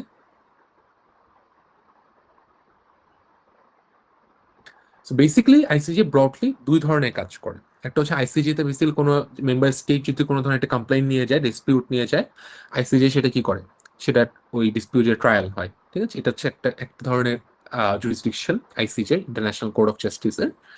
আরেকটা জুরিসডিকশন হচ্ছে আপনার ইউনাইটেড নেশনস এর যে জেনারেল অ্যাসেম্বলি, তারা বা সিকিউরিটি কাউন্সিল বেসিক্যালি, বা ইউনাইটেড নেশনস এর যে অর্গানস গুলো আছে তারা আইসিজে এর কাছে অ্যাডভাইজারি ওপিনিয়ন চাইতে পারে, ঠিক আছে। সো সিকিউরিটি কাউন্সিল বা হচ্ছে জেনারেল অ্যাসেম্বলি বা অন্য কোনো অর্গান যদি মনে করে কোনো একটা ইস্যুতে যে তাদের আসলে একটা লিগ্যাল ওপিনিয়ন দরকার, এখানে কোনো একটা লিগ্যাল ইস্যু আছে যেটা হয়তো বা কোনো লতে বলা নাই বা কোনো ট্রিটিতে বলা নাই, এগ্রিমেন্টে বলা নাই, so they need the legal explanation, তখন তারা বেসিক্যালি যেটা করে আইসিজে এর কাছে তারা রেফার করে দেয়। এবং এটা কিভাবে হয় মেকানিজমটা আমরা পরে দেখবো যখন আমরা ইউএন চার্টার পড়বো। বাট বেসিক্যালি এটা তারা করতে পারে, ঠিক আছে। জেনারেল অ্যাসেম্বলি বলেন বা আপনার সিকিউরিটি কাউন্সিল বলেন, তারা এটা রেফার করতে পারে। সো রেফার করলে তখন হচ্ছে বেসিক্যালি আইসিজে ওই পুরো ফ্যাক্টটাকে আপনার অ্যানালিসিস করে তারা হচ্ছে একটা লিগ্যাল ওপিনিয়ন প্রোভাইড করে জেনারেল অ্যাসেম্বলি বা যে অর্গান থেকে রিকোয়েস্ট করেছে তাদেরকে। তো সেম, যেহেতু এখানে জেরুজালেমে হচ্ছে ইউএন এর রিপ্রেজেন্টেটিভ হচ্ছে মারা গেল, এখন একটা কোশ্চেন অ্যারাইজ করলো যে এক্ষেত্রে আসলে ইউএন কি আসলে কম্পেনসেশন ক্লেম করবে ইসরায়েলের কাছে, নাকি হচ্ছে যে দেশের সিটিজেন মারা গেল, অর্থাৎ উনি ইউএন রিপ্রেজেন্টেটিভ বা ইউএন এজেন্ট যে দেশের সিটিজেন ছিল, ন্যাশনাল ছিল, তারা ক্লেম করবে, ঠিক আছে। এটা একটা কোশ্চেন অ্যারাইজ করলো। এখন এখানে একটা ফ্যাক্ট হচ্ছে যে বাংলাদেশ যদি কোনো তার একটা সিজনের জন্য কম্পেনসেশন ক্লেম করতে যায়, তো ব্যাপারটা কি, সে যদি বাংলাদেশের রিপ্রেজেন্টেটিভ হতো, বাংলাদেশের ডিপ্লোমেট হতো, তাহলে সে বাংলাদেশ ক্লেম করতে পারে যে বাংলাদেশের ডিপ্লোমেট কোন একটা দেশে যে মারা গেল, বাংলাদেশের কোন একটা রিপ্রেজেন্টেটিভ কোন একটা দেশে যে মারা গেল বা ইনজুর্ড হলো, তখন হচ্ছে বাংলাদেশ কম্পেনসেশন ক্লেম করতে পারে। বাট উনি তো আসলে বাংলাদেশের হয়ে যায় নাই, বা কোন একটা সে দেশের যে দেশের সিটিজেন তার হয়ে যায় নাই, গিয়েছে কার হয়ে, বেসিক্যালি ইউএন এর রিপ্রেজেন্টেটিভ হয়ে, রাইট। এবং ইউএন এর ম্যান্ডেটের মধ্যে এটা আছে যে ইউএসপি স্কিম করবে, রাইট, ইউএন চার্টারে এটা আছে। সো সেটা একটা ম্যান্ডেটের পার্ট হিসেবে কিন্তু তারা কি করেছে, বেসিক্যালি হচ্ছে এই পিস মিশনে গিয়েছিল জেরুজালেমে। এখন কোশ্চেন আসছে যে ইউএন কি আসলে কম্পেনসেশন ক্লেম করতে পারে কিনা ইসরায়েল এগেইনস্ট ইন্টারন্যাশনাল এর আন্ডারে। তাহলে ইউএন পারে কিনা, একটা হচ্ছে UN as a organisation claim করতে পারে কিনা তার যে ইনজুরিটা হলো, প্লাস যিনি মারা গেল ইউএন তার হয়েও কম্পেনসেশন ক্লেম করতে পারে কিনা, ঠিক আছে? সো কম্পেনসেশন ইস্যুটা আবার দুইটা ভাগে ভাগ, একটা হচ্ছে ইউএন নিজে কম্পেনসেশন ক্লেম করবে ইউএন এর যে অর্গানাইজেশনাল ড্যামেজটা হলো সেটার জন্য, আর একটা হচ্ছে কি ইউএন এর যে একজন রিপ্রেজেন্টেটিভ বা এমপ্লয়ি মারা গেলেন সেটার জন্য তার হয়ে কম্পেনসেশন ক্লেম করতে পারবে কিনা। এখন ইউএন কম্পেনসেশন ক্লেম করতে পারবে কিনা তার আগে মেইন কোশ্চেনটা হচ্ছে ইউএন আসলে কি ইন্টারন্যাশনাল লয়ের সাবজেক্ট কিনা। এটাকে যদি আমি একটু ভেঙে বলি আপনাদেরকে, একটু আগে যখন ওই যে শুরুতে আমি কোশ্চেন করছিলাম বাংলাদেশি লয়ের আপনার সাবজেক্ট কারা, সম্ভবত যারা অ্যান্সার করছিলেন যে সিটিজেনরা, বাংলাদেশের সাধারণ নাগরিকরা। একটা বিষয় হচ্ছে এটা আহ, মনে হচ্ছে যে খুবই নর্মাল একটা ইস্যু, বাট আপনি যদি লিগালি চিন্তা করেন এটার মধ্যে আসলে কিছু কমপ্লেক্সিটিস থাকে। সো আপনি যদি কনস্টিটিউশনটা খুলে দেখেন, বাংলাদেশের কনস্টিটিউশন, ওখানে দেখবেন কিছু প্রভিশনাল বলা আছে যে বাংলাদেশের নাগরিকদের অধিকারটা কি। তো বাংলাদেশের যে কোনো নাগরিক, এই টার্মটা যখন বাংলাদেশের নাগরিক ওয়ার্ডটা যখন আপনি ইউজ করেন তার মানে কনস্টিটিউশনে ওই রাইটসটা শুধুমাত্র বাংলাদেশের সিটিজেনের জন্য। আবার কনস্টিটিউশনে যখন আপনারা দেখবেন কিছু জায়গায় বলা যে কোনো ব্যক্তি, তো যে কোনো ব্যক্তি বা এনি পার্সন আমি যখন বলি তার মানে হচ্ছে ইউরেসপেক্টিভ অফ সিটিজেনশিপ, বাংলাদেশি হোক বা ফরেন ন্যাশনাল, সে বাংলাদেশে আসলে সে রাইটসটা পাবে। সো আমাদের বাংলাদেশি লতে যেখানে বলা যে কোনো ব্যক্তি বা এনি পার্সন, বা কনস্টিটিউশনে যেসব রাইটস দেওয়া হচ্ছে আমার এনি পার্সন বা যে কোনো ব্যক্তি, তো বা যে কেউ, এটা যখন বলা হচ্ছে এনি ওয়ান, এটা যখন বলা হচ্ছে তখন আলটিমেটলি ওই রাইটটা সবার জন্য। আর যখন আমি বলি কি যে বাংলাদেশি কোনো লতে যে যে কোনো নাগরিক বা এনি সিটিজেন, তখন হচ্ছে only it's applies to citizen of Bangladesh. তো সিমিলারলি ইন্টারন্যাশনাল কোনো কোর্টে আমি যদি যাই ক্লেম করতে চাই তাহলে আমার সেই নিজেরও একটা স্ট্যান্ডিং থাকতে হয়। এটাকে আমরা বলি লয়ের ভাষায় লোকাস স্ট্যান্ডি। লোকাস স্ট্যান্ডি জিনিসটা কি, যে আমার আসলে কোর্টের সামনে দাঁড়ানোর কোনো এখতিয়ার আছে কিনা, আমি একটা ক্লেম নিয়ে যেতে পারি কিনা। ফর এক্সাম্পল, আপনি আপনার রাইট নাও একটা ফোন আছে বা একটা ল্যাপটপে আপনি ক্লাস করছেন রাইট নাও। সো আপনার ল্যাপটপটা বা ফোনটা কোনো কারণে কি হয়ে গেল, চুরি হয়ে গেল। সে চুরি হওয়ার জন্য কিন্তু মামলাটা আপনি করবেন, আমি না, রাইট? আমার কোনো লোকাল স্ট্যান্ডিং নাই এই ম্যাটারটাতে আপনার ল্যাপটপ চুরি হওয়ার ক্ষেত্রে, আনলেস আমি আপনার হয়ে রিপ্রেজেন্টেটিভ হয়ে যাচ্ছি, বা আমি আপনার আত্মীয়, বা আমি আপনার সাথে ছিলাম ওখানে, আমি কোনো না কোনো ভাবে ইনসিডেন্টের সাথে জড়িত। না হলে আমি কিন্তু দাঁড়াতে পারবো না, বা আমি মামলাটা করতে পারবো না, এগুলো লোকাল স্ট্যান্ডিং। সো ইন্টারন্যাশনাল ক্ষেত্র যেটা হচ্ছে, তাহলে ইন্টারন্যাশনাল কোর্টের সামনে যদি আমি আসলে দাঁড়াতে চাই, আমি কম্পেনসেশন ক্লেম করতে চাই, তাহলে আসলে ইউনাইটেড নেশনস এর সে লোকাল স্ট্যান্ডিংটা আছে কিনা, ঠিক আছে, গ্রাউন্ডটা আছে কিনা আসলে যাওয়ার, সেটা হচ্ছে আমার এখানে মেইন কোশ্চেন। এবং কোর্ট এখানে আসলে কি বললো, কোর্ট বললো যে হ্যাঁ, ইউনাইটেড নেশনস এর বা ইউএন এরও সেই লোকাল স্ট্যান্ডিংটা আছে, বা ইউএনও হচ্ছে কি ইন্টারন্যাশনাল ল এর একটা সাবজেক্ট। এখন কোর্ট বলছে যে এই সাবজেক্ট কেন ইন্টারন্যাশনাল সাবজেক্ট হবে ইউনাইটেড নেশনস, কারণ কোর্ট অ্যানালাইসিস করলো যে ইউএন চার্টারে ইউনাইটেড নেশনসকে যে ম্যান্ডেটটা দেওয়া হয়েছে, তার যে পাওয়ার ফাংশনস, তার যে ডিউটিস অ্যান্ড অব্লিগেশনস, যে স্কোপটা দেওয়া হয়েছে তার ফাংশনে, সে স্কোপটা আসলে ডিমান্ড করে যে সে ইন্টারন্যাশনালি বিভিন্ন কাজ করবে, বিভিন্ন জায়গাতে তারা মিশন পাঠাবে, টিম পাঠাবে, ইন্টারন্যাশনাল পিস কিপিং এ কাজ করবে, ইন্টারন্যাশনাল রিলেশনস নিয়ে গভর্ন করবে। অর্থাৎ ইন্টারন্যাশনাল লতে তাদের একটা রোল প্লে করার সুযোগ ইউএন চার্টারের মাধ্যমে দেওয়া হচ্ছে। ইউনিয়ন চার্টারটা কি হচ্ছে আলটিমেটলি, সকল দেশ তারা কনসেন্ট দিয়ে এটা পার্টি হয়েছে, এবং এটা এত বেশি ওয়াইডলি এখন অ্যাকসেপ্টেড যে শুধুমাত্র এই কনসেন্ট থেকে না, এখন যারা আসলে ইউএন এর মেম্বার না তারাও আসলে ইউএন কে কি একটা সেপারেট ডিস্টিংক্ট এন্টিটি হিসেবে ধরে নিচ্ছে বা অ্যাকসেপ্ট করে নিচ্ছে। সো ইসরায়েল যেহেতু ওই সময় তারা ইউনাইটেড নেশনস এর মেম্বার ছিল না, কোর্ট বলছে যে অলদো তারা নন মেম্বার, বা তাদের এগেনস্টও কি থাকবে, ইউএন একটা সেপারেট এন্টিটি হিসেবে, ডিস্টিংক্ট এন্টিটি হিসেবে ক্লেম করতে পারবে। সো এই কেসটার আলটিমেটলি আমাদের সিগনিফিকেন্সটা হচ্ছে এই কেসের মাধ্যমে ইউনাইটেড নেশনস, বা আমি যদি ব্রডলি বলি ইন্টারন্যাশনাল অর্গানাইজেশনস গুলোকে কি দেওয়া হচ্ছে, ইন্টারন্যাশনাল ল একটা পার্ট হিসেবে রিকগনাইজ করা হচ্ছে, বা সে লিগাল ভ্যালিডিটি দেওয়া হচ্ছে। অর্থাৎ এই কেসের মাধ্যমে এটা একটা ground breaking case in a sense, যে এর মাধ্যমে বেসিক্যালি ইন্টারন্যাশনাল অর্গানাইজেশনস গুলো রিকগনিশনস পাচ্ছে ইন্টারন্যাশনাল ল এর একটা পার্ট হওয়ার বা সাবজেক্ট হওয়ার জন্য। ক্লিয়ার? তো এই হচ্ছে বেসিক্যালি আমার ইউনাইটেড নেশনস এর এই কেসটা। হাউএভার পরবর্তীতে বিভিন্ন সময়ে বিভিন্ন ইন্টারন্যাশনাল অর্গানাইজেশন ডাব্লিউএইচও থেকে শুরু করে বিভিন্ন ইউনেস্কো, তারা বিভিন্ন সময় আইসিজে এর কাছে গিয়েছে, বিভিন্ন জিনিস ক্লেম করেছে। কিন্তু যে একটু ক্রিটিসাইজ যদি আমি করি, যেমন এখানে সুযোগ দেওয়া হচ্ছে আপনার কি করতে, ইন্টারন্যাশনাল অর্গানাইজেশনস গুলোতে হচ্ছে ইন্টারন্যাশনাল প্ল্যাটফর্মে যাওয়ার জন্য বা একটা সেপারেট এন্টিটি হিসেবে। অনেক সময় যেটা হয় সেটা হচ্ছে স্টেটের সোভারেন্টির সাথে ইন্টারন্যাশনাল অর্গানাইজেশনের যেই আপনার ফাংশনটা, এটা অনেক সময় কি করে যায়, ওভারল্যাপ হয়ে যায়, ওভার আর্চিং হয়ে যায়। সেখানে কি হয়, অনেক সময় কনফ্লিক্ট অ্যারেস্ট করতে পারে। পরবর্তীতে কোর্ট বিভিন্ন সময় আসলে সেটাকে লিমিটও করে দিয়েছে, যে আপনারা পরে পড়বেন, আমরা দেখবো যে নিউক্লিয়ার একটা কেস আছে, নিউক্লিয়ার টেস্ট কেস, ঠিক আছে, নিউক্লিয়ার থ্রেট আসলে একটা কান্ট্রি দিতে পারে কিনা। সো তখন পরবর্তীতে আসলে কোর্ট, এই আইসিজে বলেছে যে কোন একটা ইন্টারন্যাশনাল অর্গানাইজেশনের ফাংশনটা আসলে লিমিটেড থাকবে তার যে চার্টার বা তার যে ফাউন্ডিং এগ্রিমেন্ট, সেখানে তার যে স্কোপটা বলেছে সেটার মধ্যেই তারা আসলে চাইলেও সকল ইস্যুতে কি করতে পারবে না, ইন্টারফেয়ার করতে পারবে না। সো ওটা একটা লিমিটেশনস দিয়ে দেওয়া হয়েছে, ওটা আমরা পরবর্তীতে পড়বো। বাট আপাতত আমাদের বোঝার বিষয়টা হচ্ছে যে এই রিপারেশন কেসের মাধ্যমে ইন্টারন্যাশনাল অর্গানাইজেশনস গুলো কি হয়ে যাচ্ছে, রিকগনাইজড হচ্ছে ইন্টারন্যাশনাল লয়ের পার্ট হওয়ার জন্য বা সাবজেক্ট হওয়ার জন্য। এই পর্যন্ত কি ক্লিয়ার আপনারা? Yes, sir. Yes, sir. আচ্ছা,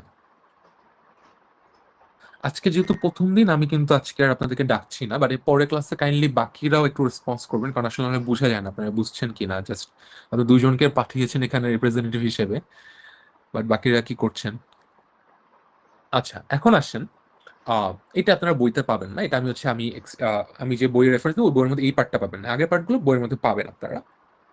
বাট একটু বইগুলো পড়তে গেলে একটু কঠিন মনে হতে পারে আর কি, লয়ের বইগুলো।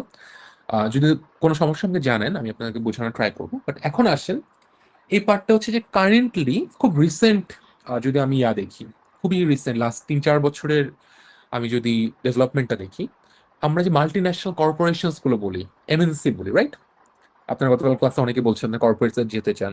এই যে মাল্টি ন্যাশনাল কর্পোরেশনস যেটা বলি, Unilever, BAT, Nestle, you name it, Chevron, যারা কাজ করছে বিভিন্ন বিভিন্ন জুরিসডিকশনের মধ্যে, তারা কি আসলে ডিরেক্টলি ইন্টারন্যাশনাল লয়ের পার্ট? কি মনে হয় আপনাদের?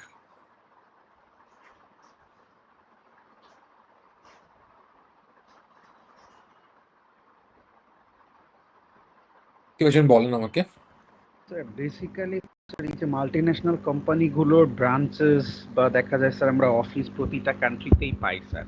তো দেখা যাচ্ছে কম বেশি। It's a multinational company sir, তো ওদের হলো ডোমেস্টিক যে রুলস এন্ড রেগুলেশনস আছে স্যার ওইটার সাথেও কমপ্লাই করতে হয়, এবং as it's a international organisation I guess international law এর সাথে ওদের একটা কমপ্লায়েন্স থাকতে হয়। বাট ইন্টারন্যাশনাল কোন লয়ের সাথে তারা কমপ্লাই করবে অ্যাকচুয়ালি? ইন্টারন্যাশনাল কোনো লতে কি এখন পর্যন্ত শুনেছেন আপনার কোথাও যে কোনো ট্রিটি, আপনারা অনেক কিছু ডকুমেন্টস অলরেডি পড়েছেন, রাইট? বিভিন্ন এগ্রিমেন্ট, কনভেনশনস তো পড়েছেন, কোথাও দেখেছেন যে ইন্ডিভিজুয়ালের কথা লেখা থাকে বা স্টেটস এর কথা লেখা থাকে? কোথাও দেখেছেন যে বলা আছে অব্লিগেশন হচ্ছে এটা কোম্পানির উপরে পড়বে বা কর্পোরেশনস এর জন্য এই অব্লিগেশনসটা থাকবে? পাই কি আমরা ডিরেক্টলি? না স্যার। না, স্যার পাই না, বিজনেস বেয়ারলি। কর্পোরেশনের জন্য কি আলাদা ধরনের কোনো ল আছে? ইন্টারন্যাশনাল নাকি বাংলাদেশের কথা জিজ্ঞেস করছেন? Internationally sir. আচ্ছা, এই কোশ্চেনে আমি আসছি একটু পরে আর কি, পরে একটা আমি আপনাকে দেখাচ্ছি কি হয় যদি এখানে বাইনারি আনসার, এটা আনসারটা একটু সাবজেক্টিভ। যদি বলি ডিরেক্টলি ফর কর্পোরেশনস, না, ওভাবে কোনো সাবস্টেনশিয়াল ল নাই, ইন্টারন্যাশনাল কোনো ট্রিটি কনভেনশনস নাই। নর্মালি কিভাবে হয় আমি আপনাকে দেখাই। আমি যদি চিন্তা করি, এই ফ্লো চার্টটা একটু খেয়াল করেন, ঠিক আছে? ফ্লো চার্টটা যদি খেয়াল করেন কি হয় আসলে, বিজনেস গুলো আসলে কোন ধরনের ল বেশি মেনে চলে? এনভায়রনমেন্ট অ্যান্ড লেবার, তাই না? ব্রডলি যদি চিন্তা করি যে ওই কর্পোরেশন মানে বিজনেসের আসলে ইন্টারন্যাশনাল মেনে চলার জিনিসটা দুইটা, খুবই ব্রডলি যদি চিন্তা করি, আরো ছোট ছোট বিষয় থাকতে হবে, ট্যাক্স অ্যান্ড অল, ওখানে আমি যাচ্ছি না। মেইনলি দুইটা, একটা হচ্ছে কি যে ওই বিজনেস কর্পোরেশনটা এনভায়রনমেন্ট পলিউশন করে কিনা, তাদের ফ্যাক্টরি থেকে এমন কিছু ওয়েস্ট আসতেছে কিনা যেটা হচ্ছে এনভায়রনমেন্ট পলিউশন করে। আরেকটা হচ্ছে তারা লেবার রাইটস গুলো দিচ্ছে কিনা। এখন আইএলওর যত কনভেনশন আছে বা আপনি ইন্টারন্যাশনাল এনভায়রনমেন্ট লয়ের যত আপনি ইনস্ট্রুমেন্টস দেখবেন, আমাদের ক্লাইমেট চেঞ্জ কনভেনশনস, তারপর হচ্ছে environment related, waste management, Bessel convention, এই কনভেনশন মতো আপনারা যান, দেখেন কোথাও কিন্তু আসলে কর্পোরেশনস থেকে কোনো অব্লিগেশনস দেয়া নাই। কি বলছে? স্টেটস করবে, স্টেটস মেজার নিবে, স্টেটস এর ডিউটি, স্টেটস প্রিভেন্ট করবে, স্টেটস প্রিকশনের মেজার নিবে, স্টেটস কম্পেনসেশন দিবে। তাহলে আসলে এতদিন পর্যন্ত কর্পোরেশনস গুলোর উপরে কিভাবে সেটা আপনার ইমপ্লিমেন্টেড হতো? ডোমেস্টিক ল দিয়ে। একটা জিনিস আপনারা মনে রাখবেন, মনে একটু যে সেটেল, এটা ইন্টারন্যাশনাল লয় না, কোম্পানি ম্যাটার যেহেতু আসলো, আপনি যখন বলছেন যে ইউনিলিভারের মেইন কোম্পানি ধরেন হচ্ছে সিঙ্গাপুরে, ইউনিলিভার সিঙ্গাপুর পিটি লিমিটেড, তারা ধরেন হচ্ছে বেসিক্যালি কি সিঙ্গাপুর কোম্পানি, ধরলাম যে ইউনিলিভার সিঙ্গাপুর কোম্পানি, বাট তাদের অপারেশন অনেকগুলো দেশে আছে। ইউনিলিভার যখন বাংলাদেশে আসে, ইদার তারা ব্রাঞ্চ অফিস খুলতে পারে, তাহলে আসলে বাংলাদেশে তারা সেপারেট কোন লিগ্যাল এন্টিটি না, বাট ব্রডলি যেটা হয় সেটা হচ্ছে যে তার একটা আলাদা কোম্পানি এখানে খুলে, দেখুন ইউনিলিভার বাংলাদেশ, বাংলাদেশে যে কোম্পানিটা ইউনিলিভার বাংলাদেশ লিমিটেড বা প্যাট বাংলাদেশ লিমিটেড, নেসলে বাংলাদেশ, নেসলের হোল্ডিং কোম্পানি বা প্যারেন্ট কোম্পানি অন্য দেশে। সো সেটি কোম্পানি যখন বাংলাদেশে কোম্পানি তার ওপেন করে, তখন সেটা বাংলাদেশের একটা এন্টিটি, ঠিক আছে, এবং সে বাংলাদেশের ল মানতে বাধ্য। বাংলাদেশ, নেসলে বাংলাদেশ বা প্যাট বাংলাদেশ বা হচ্ছে আপনার ইউনিলিভার বাংলাদেশ, তা বাংলাদেশের ল মেনে চলতে বাধ্য। তাহলে আসলে কিভাবে হয় কাজ করে আসলে ইন্টারন্যাশনাল লটা কোম্পানির সাথে কাজ করে? ধরেন আইএলও কোনো একটা কনভেনশন দিল, আইএলও তো অনেক কনভেনশন, আইএলও তো জানেন আপনারা কি নিয়ে কাজ করে, জানেন কি? লেবার রাইটস হ্যাঁ, international labour organisation labour rights নিয়ে কাজ করে, এবং আইএলও অনেক কনভেনশন আছে, ওয়ার্ক প্লেস, আপনার ডিসেন্ট ওয়ার্ক প্লেস নিয়ে, আপনার ওয়ার্কিং আওয়ার নিয়ে, তারপর হচ্ছে মিনিমাম ওয়েজ নিয়ে, তারপর হচ্ছে ওয়ার্ক প্লেস হ্যারাসমেন্ট নিয়ে, তারপর হচ্ছে ম্যাটারনিটি লিভ নিয়ে, এরকম অনেক লেবারে বিভিন্ন রাইটস নিয়ে আলাদা আলাদা কনভেনশন আছে, ঠিক আছে, একসাথে না, তাদের অনেকগুলো কনভেনশন, নিয়ার 100 কনভেনশন তাদের আছে। তো এই কনভেনশন গুলো কি হয়, কোন একটা দেশ কি করে, ওই আগের দিন আপনারা বলছেন রেটিফাই করে, রেটিফাই করার পরে কি হচ্ছে, সেটা বাইন্ডিং হচ্ছে, বাইন্ডিং হওয়ার পরে কি হচ্ছে, বাংলাদেশ কি করছে, ন্যাশনাল লেজিসলেশন বানাচ্ছে। অর্থাৎ আপনি যে ডান পাশে যান, ফার্স্টে আইএলও কনভেনশন নিয়ে আসলো, বাংলাদেশ কি করলো সেটা, যে কার্সারে যদি দেখেন ফার্স্টে আইএলও কনভেনশন বানালো, তারপরে কি হলো, এখানে হচ্ছে সরি বাংলাদেশ রেটিফাই করলো, তারপরে কালকে যেটা বলছিলাম যে বাংলাদেশ রেটিফাই করলে সেটা বাংলাদেশের উপর এনফোর্সেবল হয় না, বাংলাদেশের কনস্টিটিউশন অনুযায়ী অবশ্যই সেটা আপনাকে কি করতে হবে, পার্লামেন্টে ল আকারে পাস করতে হয়, ঠিক আছে, বাংলাদেশে পার্লামেন্টে এটা একটা লেজিসলেশন আকারে পাস করতে হবে। ক্লিয়ার সবাই? লেজিসলেশন আকারে যখন পাস করবেন, তারপরে কি হচ্ছে, ওই লটা হচ্ছে বেসিক্যালি আমার এন্টারপ্রাইজেস গুলো বা কোম্পানির উপরে কি বাইন্ডিং। এই পার্টটা কি সবাই ক্লিয়ার? এই ফ্লো চার্টটা ইউজুয়ালি কিভাবে হয়, ইউজুয়ালি হচ্ছে ইন্টারন্যাশনাল কোন একটা ল, ইন্টারন্যাশনাল কোন একটা ইনস্ট্রুমেন্ট আসে, স্টেটস এর উপর, স্টেটস সেটা সাবজেক্ট হয়, স্টেটস এর উপর সেটা বাইন্ডিং হয়, স্টেটস যদি সেটা রেটিফাই করে, এরপরে কি করে স্টেটস সেটার উপর একটা ল বানায়, এবং তারপরে কি হয়, স্টেটস এর যারা সাবজেক্ট ইন্ডিভিজুয়ালস বা হচ্ছে কি আপনার কোম্পানিগুলো, তাদের উপর বাইন্ডিং হয়। ইন্টারন্যাশনাল লটা ডিরেক্টলি কোম্পানির উপর বাইন্ডিং হয় না, ইন্টারন্যাশনাল লটা স্টেটস এর উপরে হয়, স্টেটস ল বানালে সেই স্টেটের লটা হচ্ছে বেসিক্যালি আপনার কোম্পানির উপরে আসে। একটা ছোট্ট উদাহরণ আপনাদেরকে বলি, যেরকম হচ্ছে কনভেনশন এগেইনস্ট টর্চার, নাম শুনছেন? ক্যাট, ক্যাট কনভেনশন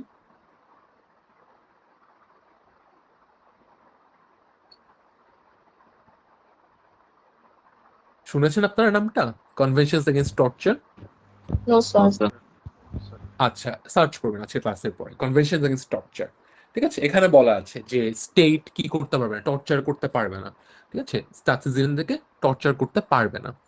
সো এটা অব্লিগেশনটা কার উপরে, স্টেটের উপরে, স্টেট ইনশিওর করবে কেউ যাতে টর্চারের শিকার না হয়, ঠিক আছে, আরবিট্রারিলি কাউকে যে টর্চার না করা হয়, মারধর না করা হয়। সো এই অব্লিগেশনটা কার উপরে, স্টেটস এর উপরে।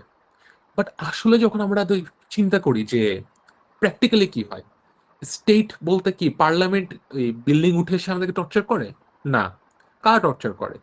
স্টেট বিভিন্ন মেশিনারিজ গুলো, রাইট, ল এনফোর্সমেন্ট এজেন্সি গুলো আমাদেরকে টর্চার করে। স্টেট যখন আমাদেরকে অ্যারেস্ট করে, অ্যারেস্টের পরে টর্চার কে করে? ল এনফোর্সমেন্ট এজেন্সি করে।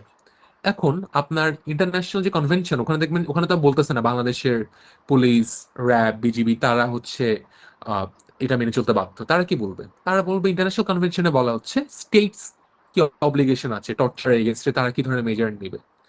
এই ক্যাট কনভেনশনটা হচ্ছে বাংলাদেশ আপনার সাইন করার পরে বাংলাদেশ 2013 সালে একটা ল দেখবেন আপনার 2013 হেফাজতে মৃত্যু নিবারণ আইন, ঠিক আছে, custodial death prevention act 2013 search করলে পাবেন।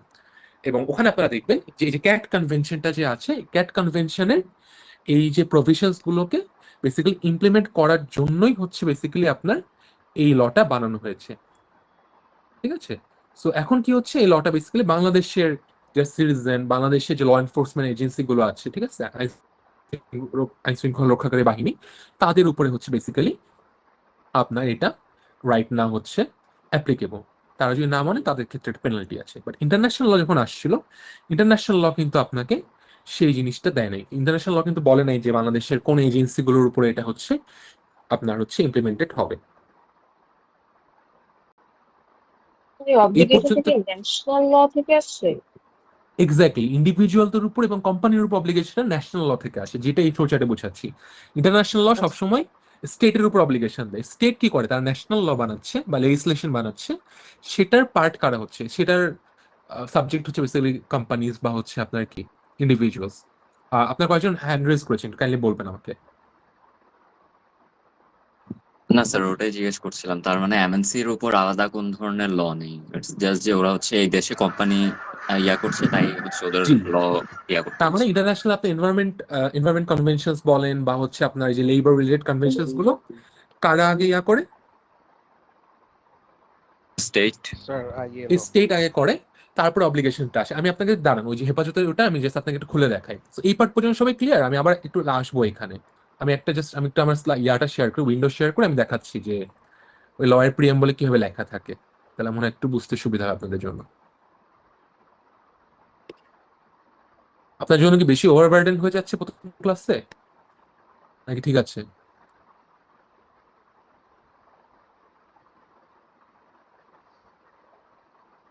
জিজ্ঞেস করছি আপনাদেরকে, আপনারা কি বুঝতে পারছেন নাকি বেশি ইনফরমেশন হয়ে যাচ্ছে আপনাদের জন্য? স্যার বুঝতে পারছি। আচ্ছা,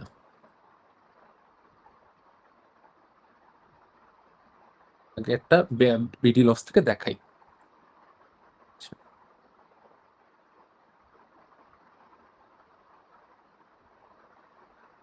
আপনারা আমার ইয়া দেখতে পাচ্ছেন স্ক্রিন? জি স্যার স্যার। জি স্যার। আচ্ছা, সো লজ অফ বাংলাদেশ বা বিডি লজ দেখলে আপনি বাংলাদেশের সব ল পাবেন, ঠিক আছে? 2013 সালে আসছে কি, 13 সালে আসছে বেসিক্যালি আমাদের এই নির্যাতন এবং হেফাজতে মৃত্যু নিবারণ আইন, যেটাকে আমরা ইংলিশে বলি হচ্ছে কাস্টোডিয়াল ডেথ প্রিভেনশন অ্যাক্ট, ঠিক আছে? দেখেন এটা ইয়াতে কি বলা, প্রিএম্বলটা পড়েন একজন আপনারা। প্রিএম্বল বলতে হচ্ছে লয়ের এই যে পার্টগুলো 1 2 3 4 করে লেখা না, এটাকে আমরা বলি সেকশন, ঠিক আছে? বাংলায় ধারা বলি, এগুলোকে বলি আমরা সেকশন, ঠিক আছে? এগুলো হচ্ছে লয়ের সেকশন, সেকশন 11, সেকশন 9, সেকশন 13। আর কনস্টিটিউশনের ক্ষেত্রে আমরা বলি আর্টিকেল। কনস্টিটিউশন সেকশন বলি, কনস্টিটিউশন অনুচ্ছেদ বা আর্টিকেল বলি। আর ল গুলোতে আমরা সাধারণত বলি হচ্ছে আপনার ধারা বা হচ্ছে বেসিক্যালি সেকশনস। আর ইংলিশে দেখবেন আইনে লেখা থাকে হচ্ছে আপনার অ্যাক্ট লেখা থাকে। অ্যাক্ট মানে হচ্ছে বেসিক্যালি স্ট্যাটিউট, লেজিসলেশনকে ল কে বলে বেসিক্যালি স্ট্যাটিউট বা লেজিসলেশন। বা আপনার যখন বিডি লসে যেমন দেখবেন অ্যাক্ট লেখা থাকে, লাস্টে লেখা অ্যাক্ট। অ্যাক্ট মানে হচ্ছে এটা পার্লামেন্টে পাস হয়েছে। অনেক সময় দেখবেন অর্ডিন্যান্স লেখা থাকবে। 2025 সালে যেসব আইন আসছে দেখবেন ওগুলো লেখা অধ্যাদেশ বা অর্ডিন্যান্স। সো পার্লামেন্ট ছাড়া you cannot pass any act, ঠিক আছে? তখন যেটা হয়, রাষ্ট্রপতি যেটা করে বা প্রেসিডেন্ট হচ্ছে বেসিক্যালি অর্ডিন্যান্স পাস করতে পারে। তো এখন যেহেতু পার্লামেন্ট নাই, এখন যে লগুলো হচ্ছে 2025 সালে আপনি সার্চ করবেন, ওই যে সাইবার সেফটি অ্যাক্ট অর্ডিন্যান্স, ওটা হচ্ছে অর্ডিন্যান্স, ঠিক আছে? তো এই বছর যে আসছে সব হচ্ছে অর্ডিন্যান্স। এর আগে যে আসছে এগুলো হচ্ছে অ্যাক্ট, যখন পার্লামেন্ট ছিল। সো আলটিমেটলি অর্ডিন্যান্স গুলো তো পরবর্তীতে হচ্ছে পার্লামেন্টে নিয়ে অ্যাক্ট করতে হয়। তো এখন একটু আসেন, এই যে এই সেকশন গুলোর উপরে যেটা লেখা থাকে এই পার্টটাকে বলে আমরা প্রিএম্বল বলি, ঠিক আছে? কনটেক্সটটা দেয়া থাকে কেন এই লটা বানানো হচ্ছে। তো একটু পড়েন একজন কি বলা এখানে। স্যার আমি পড়বো। হ্যাঁ পড়েন। নির্যাতন এবং অন্যান্য নিষ্ঠুর, অমানবিক অথবা অমর্যাদাকর আচরণ অথবা শাস্তির বিরুদ্ধে জাতিসংঘ সনদের কার্যকারিতা প্রদানের লক্ষ্যে প্রণীত আইন, যেহেতু 1984 সালের 10 ডিসেম্বর নিউ ইয়র্কে নির্যাতন এবং অন্যান্য নিষ্ঠুর, অমানবিক, লাঞ্ছনাকর ব্যবহার অথবা দণ্ডবিরোধী একটি সনদ স্বাক্ষরিত হইয়াছে, এবং যেহেতু 1998 সালের 5 অক্টোবর স্বাক্ষরিত দলিলের মাধ্যমে উক্ত সনদে বাংলাদেশও অংশীদার হইয়াছে, এবং যেহেতু গণপ্রজাতন্ত্রী বাংলাদেশ সংবিধানের 35-এর 5 অনুচ্ছেদ নির্যাতন এবং নিষ্ঠুর, অমানবিক, লাঞ্ছনাকর ব্যবহার ও দণ্ড মৌলিকভাবে নিষিদ্ধ করিয়াছে, এবং যেহেতু জাতিসংঘ সনদের 2-এর ক ও 4 অনুচ্ছেদ নির্যাতন, নিষ্ঠুর, অমানবিক ও লাঞ্ছনাকর ব্যবহার ও দণ্ড অপরাধ হিসাবে বিবেচনা করিয়া নিজ নিজ দেশে আইন প্রণয়নের দাবি করে, এবং যেহেতু বাংলাদেশের উপরিউক্ত সনদে বর্ণিত অঙ্গীকার সমূহের কার্যকারিতা প্রদানে আইনি বিধান প্রণয়ন করা সমীচীন ও প্রয়োজনীয়, সেহেতু ধারা নিম্নরূপ আইন করা হইল। আচ্ছা ঠিক আছে, সবাই কি বুঝতে পেরেছেন এবার প্রিয়াম্বলটা কি বলেছে এখানে, কেন এই আইনটা করলো বাংলাদেশ গভর্নমেন্ট বা পার্লামেন্টে? যেহেতু বাংলাদেশ কি 1984 একটা ক্যাট কনভেনশন আসছে, কনভেনশন এগেনস্ট টর্চার, এবং 1984 কনভেনশনটা আসছে, বাংলাদেশ কি তার প্রায় আরো 14 ইয়ার্স পরে এটাকে রেটিফাই করে, রাইট? 1998 এটা রেটিফাই করে বাংলাদেশ।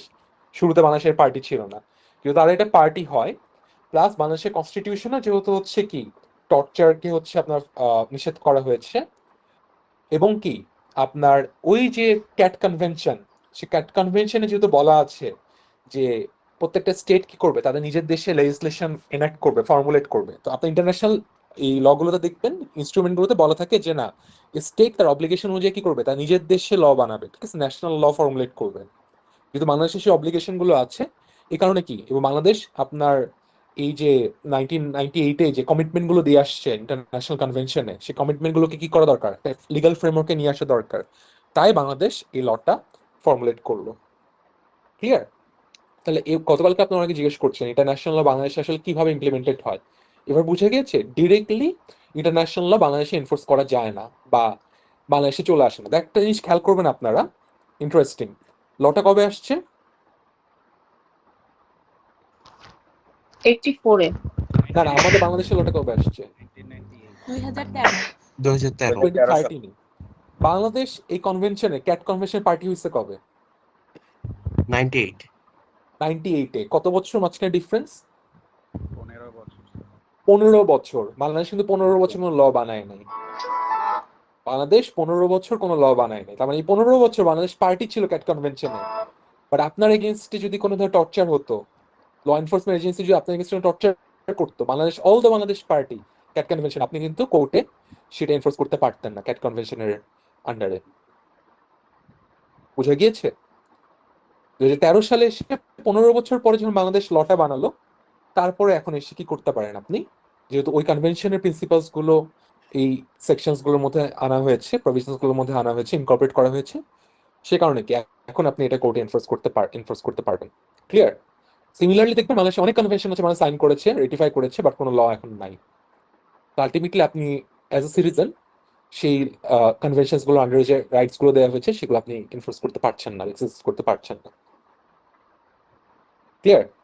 আর ওই ল গুলো হওয়ার পরে মানে 2013-এ এসে যদি কেউ যদি তার আগের টাইম লাইনের কোন একটা কেস যদি আনে আচ্ছা, এই এটা একটা ল বলি। আন্ডারে, আচ্ছা, সেটা একটু বলি। সেটা হচ্ছে আহ, আপনার ক্রিমিনাল লর একটা বেসিক প্রিন্সিপাল হচ্ছে আপনি রেট্রোস্পেক্টিভ ইফেক্ট দিতে পারবেন না।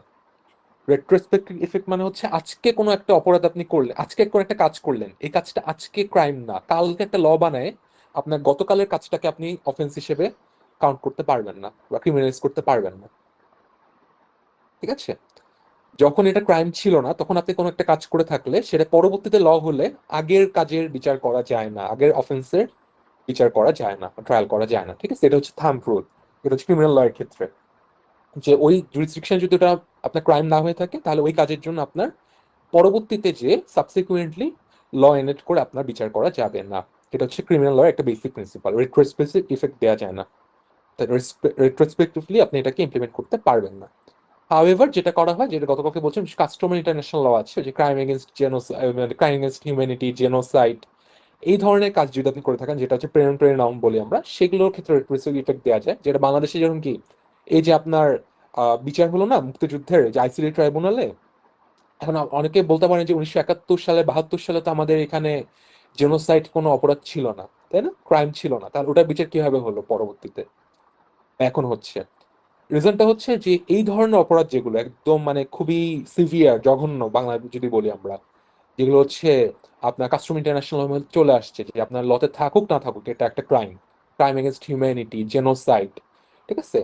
এই ধরনের আপনার ইয়ার ক্ষেত্রে, অপরাধের ক্ষেত্রে রেট্রোস্পেসিফিক ইফেক্ট দেওয়া যায়, বাট অন্য ক্রাইমের ক্ষেত্রে আপনার রেট্রোস্পেসিফিক ইফেক্ট দিয়ে বিচার করা যায় না। অ্যান্সার পেয়েছেন আপনার? Yes sir, thank you. আচ্ছা, সো আজকে তাহলে এই পর্যন্তই রাখি নাকি? আচ্ছা সরি, সাইট একটু শেষ করে 1 মিনিট, আর 2টা মিনিট একটু আপনারা ওয়েট করবেন।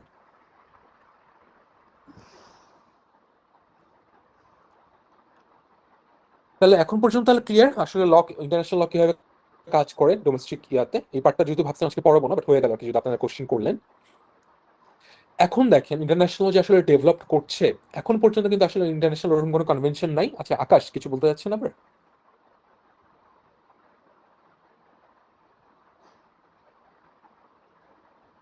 আকাশ আপনি হ্যান্ড রেজ করেছেন, আপনি কি আগে করেছিলেন নাকি আবার কিছু কোনো কোশ্চেন আছে মতো?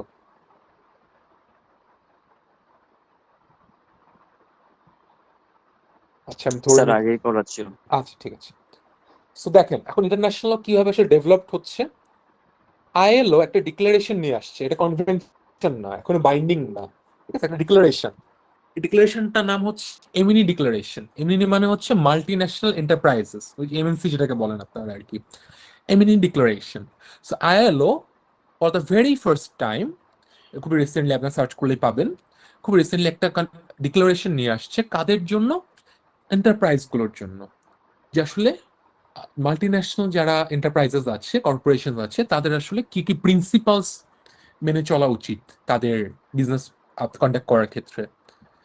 কিন্তু এখনো বাইন্ডিং নেচারে যায় নাই, বা ওই ধরনের ওয়াইড স্প্রেড অ্যাকসেপ্টেন্সও পায়নি, বাট এটা একটা নতুন ডেভেলপমেন্ট যে আইএলও আনা ট্রাই করছে আসলে এরকম কিছু একটা, যেখানে তারা এই যে আগে যে সিস্টেমটা ছিল স্টেটের উপরে দিবে, স্টেট ন্যাশনাল ল বানাবে, তারপরে কোম্পানির উপরে সেটা কি হবে, এনফোর্সেবল হবে, এটাকে বাইপাস করে তারা ডিরেক্টলি কর্পোরেশনস গুলোর জন্য হচ্ছে আপনার কি করা ট্রাই করছে, আপনার ডিক্লারেশনস বা স্ট্যান্ডার্ড ফর্মুলেট করা ট্রাই করছে। তো এটা এখনো খুবই ইনিশিয়াল স্টেজে, এখনো এটা ডেভেলপড হয়নি পুরোপুরি, বাট এটা একটা ফুড ফর থট আপনারা চিন্তা করতে পারেন যে না, আজ থেকে 5 বছর পরে বা 10 বছর পরে যে হয়তো বা এটা একটা স্টাবলিশড নর্ম হতে পারে, যে যখন হচ্ছে ইন্টারন্যাশনাল বডিগুলো, ইন্টারন্যাশনাল কনভেনশনস গুলো হয়তো ডিরেক্টলি হয়তো বা কর্পোরেশনস গুলোকে আপনার কি করবেন, অ্যাড্রেস করবে, ঠিক আছে। সো এটা একটা ফুড ফর থট, এটা এখনো খুবই ন্যাশনাল স্টেজে দেখানোর জন্য, জাস্ট যারা আপনারা চিন্তা করতে পারেন যে আসলে কোন দিকে যাচ্ছে ইন্টারন্যাশনাল গুলো, কিভাবে এক্সপ্যান্ড হচ্ছে। এনজিওর কথা যদি আসেন, এনজিও গুলোর জন্য ডিরেক্টলি হয়তো বা কোথাও নাই, কিন্তু আপনারা বিভিন্ন কনভেনশনে দেখবেন একটা রিপোর্টিং অব্লিগেশনের কথা বলে, এবং সেখানে স্টেট গুলো যেরকম রিপোর্ট দেয় 4 বছর 5 বছর পর পিরিয়ডিক্যাল রিপোর্ট, সিমিলারলি এই এনজিও গুলো কি করতে পারে বা সিভিল সোসাইটি অর্গানাইজেশন গুলো কি করতে পারে, রিপোর্ট দিতে পারে, ঠিক আছে, যে আসলে বাংলাদেশের হিউম্যান রাইটস সিচুয়েশন কি। একটা হচ্ছে গভর্নমেন্ট দিচ্ছে হিউম্যান রাইটস সিচুয়েশন কি কনভেনশন গুলোর আন্ডারে, আর একটা কি এনজিও গুলো দিতে পারে। আমরা পরবর্তী পড়বো কিভাবে রিপোর্টিং গুলো হয়, পিরিয়ডিক্যাল রিপোর্টিং গুলো। সো বেসিক্যালি এটাই হচ্ছে আপনার ব্রডলি বোঝার জন্য যে একটা টাইম আমরা কি দেখতাম যে শুধু স্টেট গুলো পার্টি হবে, শুধু স্টেটের মধ্যে রিলেশনশিপ গভর্ন করবে ইন্টারন্যাশনাল ল, সেখান থেকে আমরা কি দেখলাম যে ইন্টারন্যাশনাল অর্গানাইজেশন গুলো পার্ট হচ্ছে, ইন্ডিভিজুয়াল রাইটস গুলো নিয়ে ইন্টারন্যাশনাল ল কথা বলছে। হাউএভার ইন্টারন্যাশনাল ল ইমপ্লিমেন্টেশনটা কিভাবে হচ্ছে, স্টেটের মাধ্যমেই হচ্ছে। এখন যে স্টেটের মাধ্যমেই হচ্ছে, ওটাকে বাইপাস করার জন্য এখন কি আইএলও ট্রাই করছে ডিরেক্টলি কর্পোরেটস গুলোকে কি করা যায় কিনা, লায়াবল বা অ্যাকাউন্টেবল করা যায় কিনা, তাদেরকে তাদের উপরে অব্লিগেশনস দেওয়া যায় কিনা, তাদের উপরে বাইন্ডিং নেচারের কোন ডকুমেন্টস আনা যায় কিনা। সো এখন পর্যন্ত যে প্যারাডাইমটা আছে এটা হয়তোবা ইন ফিউচারে নেক্সট 10 to 20 ইয়ার্স হয়তোবা শিফট করতে পারে, ঠিক আছে। সো উইথ দ্যাট নোট আমরা আজকের আমার লেকচার আমি এখানে শেষ করতে পারি। আপনাদের যদি কোনো কোশ্চেন থাকে আপনারা করতে পারেন।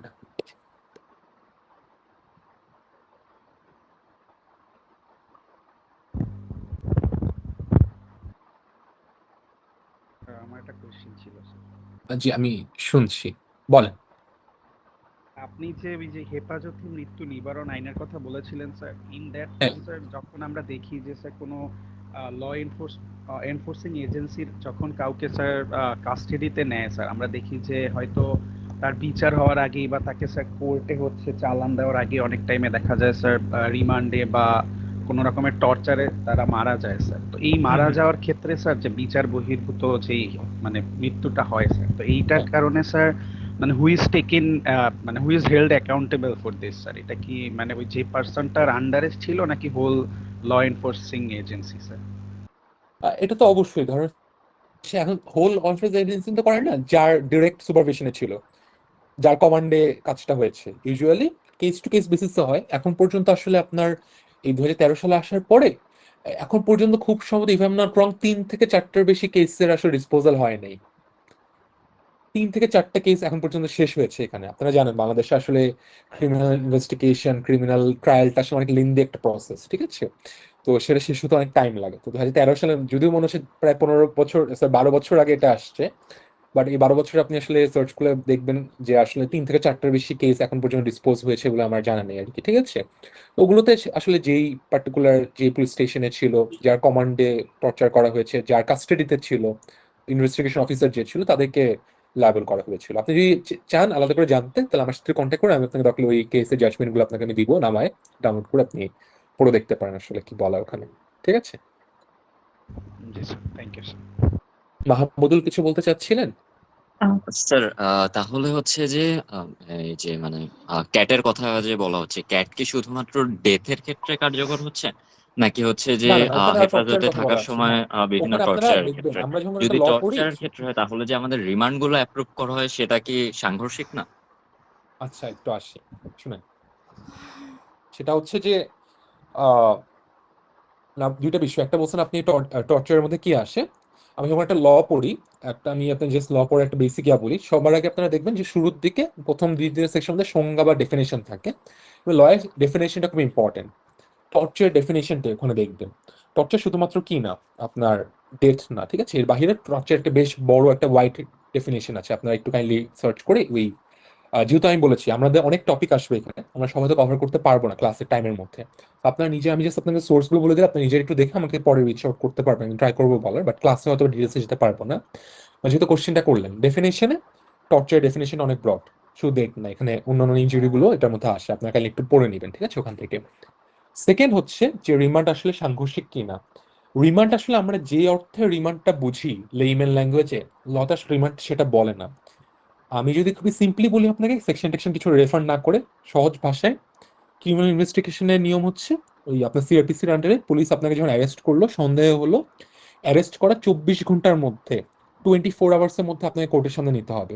পুলিশ 24 আওয়ার্স এর বেশি আপনাকে রাখতে পারবে না কাস্টাডিতে। অ্যারেস্ট করে 24 আওয়ার্স এর মধ্যে, এক্সক্লুডিং ওই পুলিশ স্টেশন থেকে কোর্টে নিয়ে যাওয়ার টাইম, এই টাইমটা বাদ দিয়ে 24 ঘন্টার মধ্যে আপনাকে কি করতে হয়, কোর্টে প্রেজেন্ট করতে হয়। এবং সিআরপিসি অনুযায়ী এর মধ্যেই ইনভেস্টিগেশন অফিসার মোটামুটি একটু আপনার ইনভেস্টিগেশন করে দেখবে যে আপনার এগেনস্টে কোন প্রাইমা ফেসি মানে হচ্ছে প্রাথমিক কোনো আসলে ধারণা পাওয়াকে, মানে বেসিক্যালি কোনো ধরনের এভিডেন্স বা হিন্টস পাওয়া যায় কিনা যে আপনি আসলে অ্যাকিউজড বা আপনি ক্রাইমটা করছেন, এটা মানে প্রাইমা ফেসি এভিডেন্স। তো প্রাইমা ফেসি কোনো ধরনের আপনার এভিডেন্স আছে কিনা আপনার এগেনস্টে, ঠিক আছে, প্রাইমা ফেসি আপনি আসলে অ্যাকিউজড কিনা। সো কোর্টে নেওয়ার পর ইদার আপনাকে কোর্ট বেল দিতে পারে, কোনো সমস্যা নেই, অর আপনাকে হচ্ছে কোর্টে কাস্টাডি মানে হচ্ছে জেলে পাঠাতে পারে, ঠিক আছে। এখন কোর্টে কাস্টাডিতে রাখতে পারে। এখন অনেক সময় যেটা হয়, পুলিশ বা আপনার হচ্ছে ইনভেস্টিগেশন এজেন্সি যেটা চায় সেটা হচ্ছে তারা বলে তাদের ইন্টারোগেশন করা দরকার বা ইনকোয়ারি করা দরকার। সো এই জন্য এটা কোর্টের ডিসক্রিপশন, কোর্ট সবসময় বাধ্য না আপনাকে পুলিশ কাস্টাডিতে দিতে। কোর্ট অনেক সময় বলতে পারে জেল গেটে বা হচ্ছে ওই জুডিশিয়াল কাস্টাডিতে তাকে জিজ্ঞাসাবাদ করতে, বা অনেক সময় এটা পুলিশের কাছে দিতে পারে, ঠিক আছে, যে অ্যালাউ করতে পারে ইন্টারোগেশনের জন্য। এবং এক্ষেত্রে হচ্ছে আপনার এটা 15 দিনের বেশি হয় না কখনো, কোনো একটা পার্টিকুলার ম্যাটারে 3-4 বার নিতে পারেন, বাট সব মিলে 15 দিনের বেশি পুলিশ আসলে কাস্টাডিতে রাখতে পারে না। আর আপনি যে পার্টে আসছেন, যে যে মারধর করা হয়, টর্চার করা হয়, এটা আসলে ক্যাট কনভেনশনের এইটা মানে 2013 সালে আইন আসার আগেও আমাদের কোর্ট অলরেডি ডিরেক্টিভ আছে যে অ্যারেস্ট করার পরে কি করতে হবে, কোর্টের জাজমেন্ট আছে, ঠিক আছে। যে ল তো আসলে শুধুমাত্র যে অ্যাক্ট সেটা না, আমাদের হাই কোর্টের এবং সুপ্রিম কোর্টের যে জাজমেন্ট গুলো হয় সেটারও কিন্তু একটা লিগাল ভ্যালিডিটি আছে, এবং সেটা মেনে চলতে বাধ্য সবাই, ঠিক আছে। কোর্টের যে জাজমেন্ট গুলো, কোর্টের ডিরেক্টিভ গুলো, কোর্টের ডিরেক্টিভ হচ্ছে ওয়ান কাইন্ড অফ ল, সেটা টাইম কোর্ট যেটা বলেন, যা করতে বলেন। সো কোর্টে ইনস্ট্রাকশন আছে আসলে যে ল এনফোর্সমেন্ট এজেন্সি গুলো আসলে কিভাবে করবে, ঠিক আছে। ওখানে 11টা ডিরেক্টিভ দেওয়া আছে যে আসার পরপরই আপনাকে 1 ঘন্টার মধ্যে আপনার ফ্যামিলির সাথে কথা বলতে দিবে, আপনার লয়ারের সাথে কথা বলতে দিবে, আপনাকে ডাক্তারের কাছে পাঠাবে, মেডিকেল রিপোর্ট নিয়ে আসবে যে কোনো টর্চার আপনার গায়ে, আপনার শরীরে কোনো ইয়া ছিল না, মানে ইনজুরি ছিল না সে সময়, থাকলে ডক্টর সে লিখে দিবে কি কারণে ছিল, ঠিক আছে। আপনাকে ওই ট্রান্সপারেন্ট রুমে রাখতে হবে। So, এই পার্টগুলো নিয়ে কোর্টের অলরেডি হচ্ছে কিন্তু ডিরেক্টিভ আছে, লতে ভাবে বলা ছিল না আমাদের, কিন্তু আমাদের কোর্টের ডিরেক্টিভ আছে পুলিশকে ইন্টারোগেট করবে। বুঝতে পেরেছেন Mahidul? Got it sir, thank you sir. আচ্ছা, যদি ডিটেলস জানতে চান আমাকে বলেন, আমি আপনাকে ওই জাজমেন্ট গুলো দিব, আপনি আমার কাছে নিয়ে দেখতে পারেন কি ধরনের ডিরেক্টিভস আছে। আর কোনো কোশ্চেন আপনাদের? শাহরিয়ার, জি। কোন লটা রেট্রোস্পেক্টে অ্যাপ্লিকেবল হবে, কোনটা হবে না, এই ডেফিনিশনটা কে দেয়? কোনটা বুঝিনি? কোন লগুলো রেট্রোস্পেক্টে অ্যাপ্লিকেবল হবে এবং আচ্ছা, কোনগুলো রেট্রোস্পেক্ট হবে আমি বলে রাখি, শুনে, রেট্রোস্পেক্ট হচ্ছে ক্রিমিনাল ল, রেট্রোস্পেক্ট ইফেক্টটা হয় না, ঠিক আছে? এটা হচ্ছে একদম থাম্ব রুল, ঠিক আছে? আর শুধুমাত্র ওই যে যেটা বললাম যে ইন্টারন্যাশনাল কাস্টম ইন্টারন্যাশনাল এর আন্ডারে যেগুলো আসলে ক্রাইম এগেইনস্ট হিউম্যানিটি, জেনোসাইড, 3 থেকে 4 ধরনের আসলে ক্রাইম আছে যেটা আসলে এখন আর লতে ওটা আসলে বলা লাগে না, ওটা ধরে নেওয়া হয়েছে, লতে বলা থাকুক না থাকুক এটা রেট্রোস্পেক্ট ইফেক্ট দেওয়া যাবে, ঠিক আছে? তো রুল অফ থাম্ব হচ্ছে রেট্রোস্পেক্ট ইফেক্ট দিতে পারে না আসলে কোনো পার্লামেন্ট কোনো একটা ক্রাইমকে রেট্রোস্পেক্ট দিতে পারে না, আনলেস ওটা ওরকম প্রেভেন্টরি নর্মসে থাকে, ঠিক আছে? এখন পার্লামেন্ট যদি বানায় ফেলে, পার্লামেন্টে যারা এমপি বসে তারা তো আর এভাবে আসলে লয়ের কোর্স করে যায় না, তাই না? অনেক ক্ষেত্রে আমাদের ব্যবসায়ীরা থাকে, বিজনেসম্যান থাকে, পলিটিক্যাল ব্যাকগ্রাউন্ড থেকে আসে, তারা পার্লামেন্ট বানায় ফেলে। এখন পার্লামেন্ট কোন একটা ল বানালো, সেটা আসলে ভ্যালিড কিনা এইটা ডিসিশন নেওয়ার দায়িত্ব হচ্ছে সুপ্রিম কোর্টের। আমাদের কনস্টিটিউশনে বলা আছে কনস্টিটিউশনের গার্ডিয়ান হচ্ছে বেসিক্যালি সুপ্রিম কোর্ট। বাংলাদেশের যে কোনো ধরনের লিগ্যাল আর্গুমেন্ট যদি আসে, কোনো ধরনের যদি হচ্ছে আপনার কি হয় আপনার ইস্যু রেজ করে, তাহলে সেটা দেখার দায়িত্ব হচ্ছে সুপ্রিম কোর্টের, ঠিক আছে? এবং একটু আগে যেটা বলছিলাম আপনাকে যে বাংলাদেশে ক্যাট কনভেনশন ছিল, ক্যাট কনভেনশনের এই লটা আসছে 2013 সালে, তাই না? বাংলাদেশে হেফাজতে মৃত্যু নিবারণ আইন, কাস্টোরাল ডেথ প্রিভেনশন অ্যাক্ট।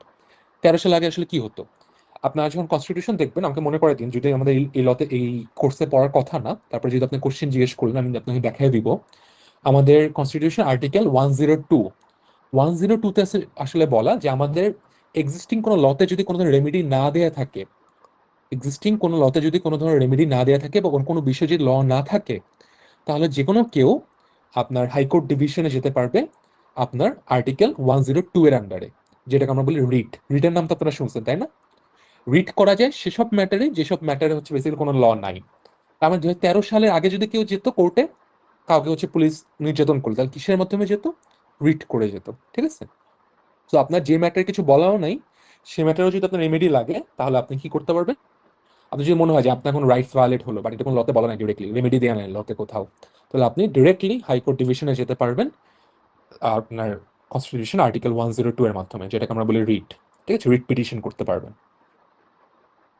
ক্লিয়ার এখানে শাহরিয়ার? জি স্যার, থ্যাংক ইউ। আচ্ছা, আপনার আমাকে অফলাইন ক্লাসে আর একটু ডিটেলস জিজ্ঞেস করুন, কারণ এখানে বারবার সার্চ করে দেখানো একটু ঝামেলা, তো আমি তখন আপনাদের ওই ক্লাসের পিসিতে হচ্ছে বের করে দেখাবো কোথায় কি আছে, আগে পরে মনে করে দেন। আর কোনো কোশ্চেন আপনাদের আজকে?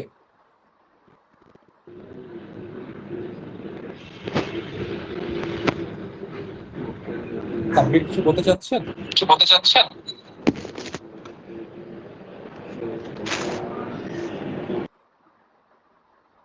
আচ্ছা, হোপফুলি আপনাদের আর কোনো কিছু নাই, তাহলে আমরা ক্লাসটা এখানে শেষ করি। আহ, তো আমি হচ্ছে সিআরটা কাইন্ডলি আমাকে একটু অ্যাটেন্ডেন্সটা পাঠান। গতকালকে শুধুমাত্র বি সেকশন থেকে আদিবা পাঠিয়েছিলেন আমাকে অ্যাটেন্ডেন্সটা, এ সেকশন অ্যাটেন্ডেন্সটা গতকালকে আমি পাইনি, ঠিক আছে? কাইন্ডলি গতকালকে অ্যাটেন্ডেন্সটা পাঠাবেন। আর আজকে অ্যাটেন্ডেন্সটা এখান থেকে আমি হচ্ছে আপনার এই যে শিট ডাউনলোড করে দিচ্ছি, এখানকার অ্যাটেন্ডেন্স শিটটা ডাউনলোড করা যায় এখান থেকে, আমি দিচ্ছি আপনাদেরকে। আপনারা কাইন্ডলি আপনাকে হোয়াটসঅ্যাপ করে দিচ্ছি, আপনারা ওখান থেকে দেখে আমাকে একটু রোলগুলো জানান যে কারা কারা আজকে অ্যাবসেন্ট।